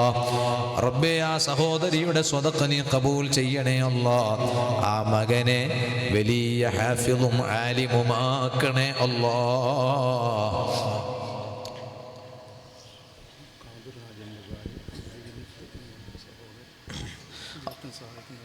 അല്ലാഹുവേ, ആ പൊന്നുമോനെ നീ ഉഖ്റവിയായ മുതഅല്ലിമാക്കി, ആലിമാക്കി, ഉമ്മാക്കും ബാപ്പാക്കും ദുനിയാവിലും ആഖിറത്തിലും ഇസ്സത്തുണ്ടാക്കുന്ന, കുടുംബത്തിന് ഇസ്സത്തുണ്ടാക്കുന്ന മോനാക്കണേ അല്ലാ. 8ാമത്തത് ഖാദർ ഹാജിയുടെ ഭാര്യ സീനത്ത് എന്നവർ എപ്പോഴും നമ്മുടെ സംരംഭത്തോട് സഹായിക്കുന്ന, സഹകരിക്കുന്നവരാണ്. ഏറ്റെടുത്തു റബ്ബേ നീ കബൂൽ ചെയ്യണേ അല്ലാ. അവരിൽ നിന്ന് മരണപ്പെട്ടവരിലേക്ക് അതിൻ്റെ മിസ്ൽ സവാബ് എത്തിച്ചു കൊടുക്കണേ അല്ലാ. കെമ്മാറ അബ്ബാസ് ഹാജി അവരുടെ മകളാണ്. അല്ലാഹുവേ, നീ സന്തോഷം നൽകണേ അല്ലാ. റബ്ബേ, എല്ലാ വിഷമങ്ങൾ തീർത്തു കൊടുക്കണേ അല്ലാ. ആഫിയത്തുള്ള ദീർഘായുസ് അവർക്കും കുടുംബത്തിനും നൽകണേ അല്ലാ. 8 ഷാഫി സാദി അവരുടെ അളാപ്പ മുഹമ്മദ് റഫീഖ് എന്നവർ 9ാമത്. അല്ലാഹുവേ, നീ കബൂൽ ചെയ്യണേ അല്ലാ. നീ അവരെ ഏറ്റെടുക്കണേ അല്ലാ. അവരുടെ എല്ലാ വിഷമങ്ങൾ തീർത്തു കൊടുക്കണേ അല്ലാ.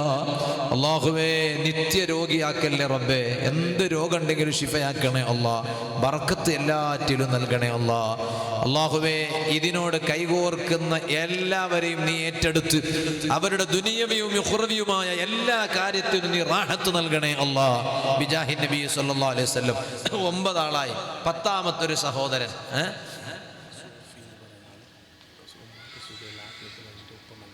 അല്ലാ സൂഫി എന്നവർ ഉമ്മാക്ക് സുഖമില്ല ആഫിയത്തിന് വേണ്ടി മരണപ്പെട്ടു പോയ പിതാവിൻ്റെ പേരിൽ അല്ലാഹുവേ ആ പൊന്നുപ്പാന്റെ ഹദറത്തിലേക്ക് അതിൻ്റെ മിസ്ൽ സവാബ് എത്തിച്ചു കൊടുത്ത് ആ ബാപ്പാക്ക് മഗ്ഫിറത്തും മർഹമത്തും നൽകണേ അല്ലാ.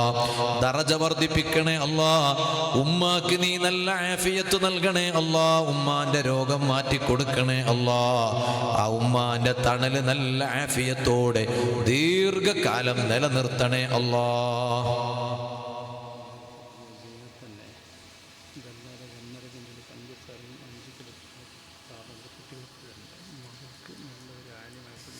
നേരത്തെ പറഞ്ഞ സീനത്ത് എന്നവർ ഈ പറഞ്ഞതിന് പുറമെ പഞ്ചസാരയും ചായപ്പൊടിയും ഒക്കെ ഇവിടെ എത്ര 1.5 കിൻഡൽ പഞ്ചസാരയും ചായപ്പൊടി 5 കിലോ ചായപ്പൊടി അതൊക്കെ എത്തിച്ചിട്ടുണ്ട്. അങ്ങനെയാണ് പഴയ കാലം മുതൽക്ക് തന്നെ മുത്തല്ലിമീങ്ങളെ ചെലവും കാര്യങ്ങളൊക്കെ ഉമ്മമാരുടെയും ആണുങ്ങളുടെ ഒക്കെ സഹായം കൊണ്ടാണ്. അപ്പം മോൾക്ക് നല്ലൊരു ആലിമായ പുതിയാപ്പിള വേണം.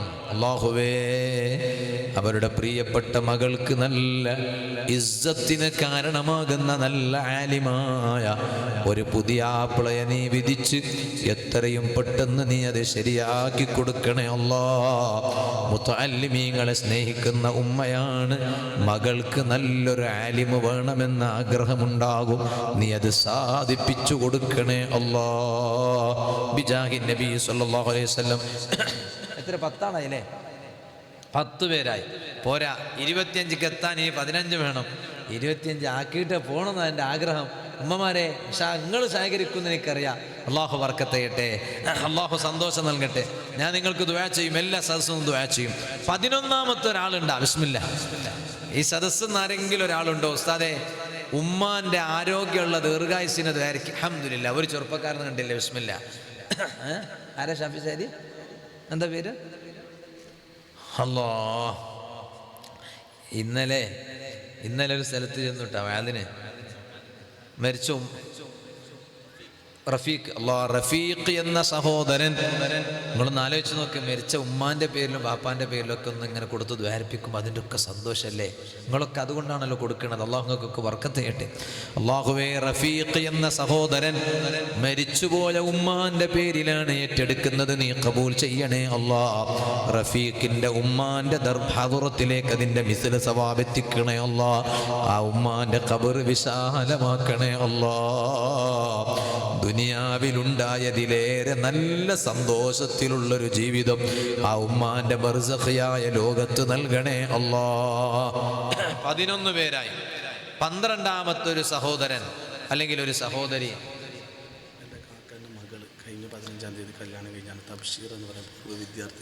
നമ്മുടെ ഷാഫി സാദി, നിങ്ങളെ ഷാഫി സാദിയുടെ കാക്കാന്റെ മോള് തബ്ശീറ ഇവിടുത്തെ പൂർവ്വ വിദ്യാർത്ഥിനിയാണ്.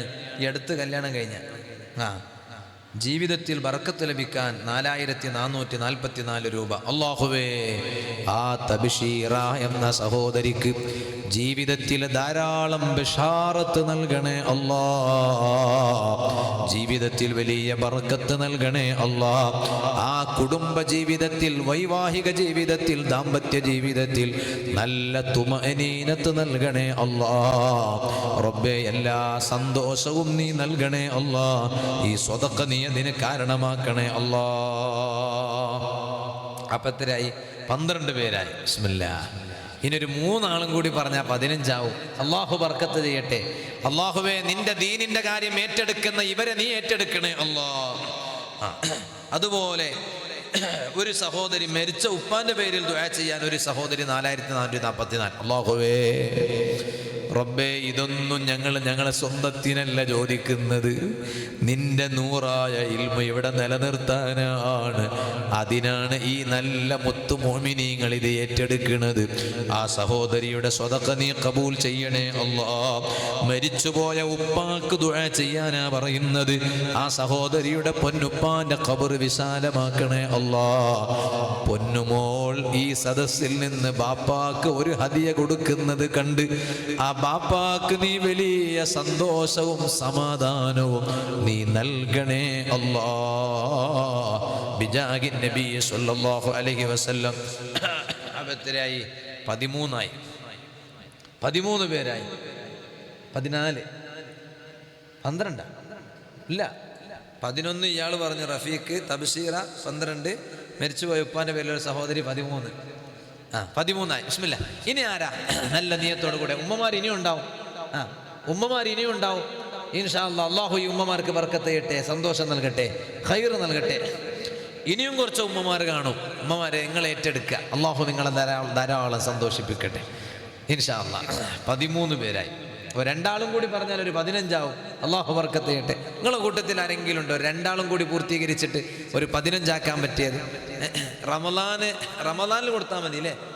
റമദാനിൽ കൊടുത്താലും മതി. അപ്പോൾ 4444 ആണെങ്കിൽ എത്ര കൂലിയായിരിക്കും റമദാനിൽ കൊടുക്കുമ്പോൾ? സുബ്ഹാനല്ലാഹ്, 4 എത്ര കുട്ടിയാലും മതിയാവില്ല, അത്ര കൂലി. അല്ലാഹു ബർക്കത്ത് ചെയ്യട്ടെ. ഞാനൊക്കെ എൻ്റെ ദർശനം അങ്ങനെ തന്നെയാണ്. ആദ്യം തന്നെ പറഞ്ഞു വെക്കും, 2-3 മാസം മുമ്പ് തന്നെ. ഞാനെവിടെയും പിരിവിന് പോകാറില്ലല്ലോ. അപ്പോൾ പിന്നെ അങ്ങനെ ഗുരുതരമായ വിഷയം വരുമ്പോഴേ പോകുള്ളൂ, അല്ലെങ്കിൽ പോകില്ല. അപ്പോൾ ആദ്യം തന്നെ റമദാൻ വരുന്നതിൻ്റെ 2-3 മാസം മുമ്പ് തന്നെ പറഞ്ഞു വെക്കും എൻ്റെ മുഹിബീങ്ങളോട്, റമദാൻ തന്നാൽ മതി.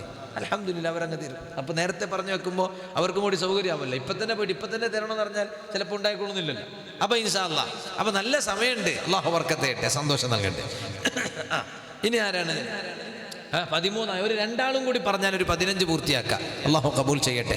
ബിസ്മില്ലാ. ഈ സദസ്സിൽ നിന്ന് ഞാനങ്ങ് പറയാം, ഒരു 14ാമത്തെ ആൾ എന്ന് പറയുന്ന ആരെങ്കിലും ഉണ്ടാ? ഒരു 4444 ഉള്ളൂ ഇൻഷാ അല്ലാഹ്. ഇന്നലെ കുറച്ച് ആളുകളൊക്കെ ഏറ്റെടുത്തവരുണ്ട്. ആ ഏറ്റെടുത്തവരായിരിക്കും ഈ സദസ്സിൽ മിക്കാളും മനസ്സിലാക്കുക. ഒരു 2 ആളും കൂടി പറഞ്ഞാൽ ഇൻഷാ അല്ലാഹ് ഒരു 15. ഉസ്താദേ, എന്നെ ഏറ്റവും കൂടുതൽ സ്നേഹിച്ച് തലോടിച്ച എൻ്റെ പ്രിയപ്പെട്ട ഉമ്മ, ആ ഉമ്മാക്ക് നല്ല ആഫിയത്തുള്ള ദീർഘായുസ് ഉണ്ടാകാൻ ഒന്ന് ദുആ ചെയ്യണേ. എനിക്കെൻ്റെ ഉമ്മാൻ്റെ ദുആ ഇനിയും കുറേ കാലം വേണം എന്നാഗ്രഹിക്കുന്ന ഒരു പൊന്നുമോൻ ഉണ്ടാവില്ലേ ഈ സദസ്സിൽ? അപ്പോൾ ഈ സദസ്സിലെ ആ പൊന്നുമോൻ, ഉസ്താദേ എൻ്റെ ഉമ്മാക്ക് നിങ്ങൾ ദ്വാരക്കി എന്ന് പറഞ്ഞിട്ട് ഒന്ന് ഏറ്റെടുക്കുമോ? ഒരു 4444. ആ ഉമ്മാക്ക് എന്തൊരു സന്തോഷം ഉണ്ടാകും, നിങ്ങളൊന്ന് ആലോചിച്ച് നോക്കി അല്ലേ?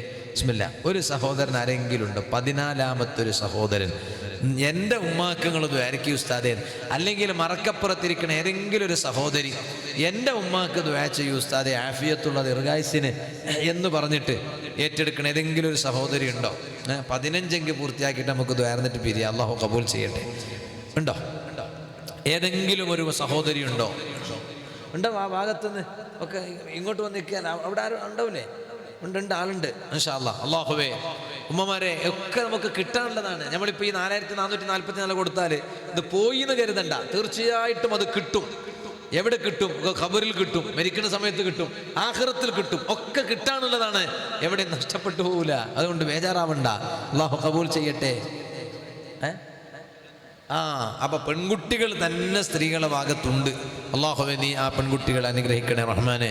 ഈ സംരംഭത്തോട് കൈകോർക്കുന്ന ഉമ്മമാര് ആരെല്ലാമാണോ, സഹോദരിമാരാരെല്ലാമാണോ, എന്ത് വിഷമമുണ്ടെങ്കിലും നീ അവർക്കത് തീർത്തു കൊടുക്കണേ അല്ലാ, റാഹത്താക്കി കൊടുക്കണേ അല്ലാ. ഇച്ചിലങ്കോട് സത്താർ മദനിയുടെ അനുജൻ സലീം ഇച്ചിലങ്കോട് എന്നവർ ഈ മരണപ്പെട്ട വിവരം പറഞ്ഞ് ദുആ കൊണ്ട് ഏൽപ്പിച്ചിട്ടുണ്ട്. അല്ലാഹുവേ, നീ ഖബൂൽ ചെയ്യണേ അല്ലാ. അവർക്ക് നീ മഗ്ഫിറത്തും റഹ്മത്തും നൽകണേ അല്ലാ. ഖബർ വിശാലമാക്കണേ അല്ലാ. അതുപോലെ കാസർഗോഡ് ജില്ലയിലെ ആദൂർ സക്കരിയ എന്നവരുടെ ഉമ്മ എന്നെ വല്ലാതെ സ്നേഹിക്കണ ഉമ്മയാണ്. പാവം പ്രായമുള്ള ഉമ്മയാണ്. സുഖമില്ലാതെ വലിയ സീരിയസിലാണ്, പ്രയാസത്തിലാണ്, ഹോസ്പിറ്റലിലാണ്. മകനടക്കം ഗൾഫിൽ നിന്ന് നാട്ടിൽ വന്നു. അല്ലാഹുവേ, നീ ആ ഉമ്മാക്ക് ശിഫ നൽകണേ അല്ലാ, സലാമത്ത് നൽകണേ അല്ലാ, നല്ല ഖൈറായ ജീവിതം നൽകണേ അല്ലാ, ബിജാഹിൻ നബി സല്ലല്ലാഹു അലൈഹി വസല്ലം. ഉണ്ടോ ഉമ്മമാരെ? ഉണ്ടെങ്കിൽ വേഗം പറയാം. 13 പേരായി. ഇനി ഒരു 2 ആളും കൂടി പറഞ്ഞാൽ ഒരു 15 ആകും ഇൻഷാ അല്ലാഹ്.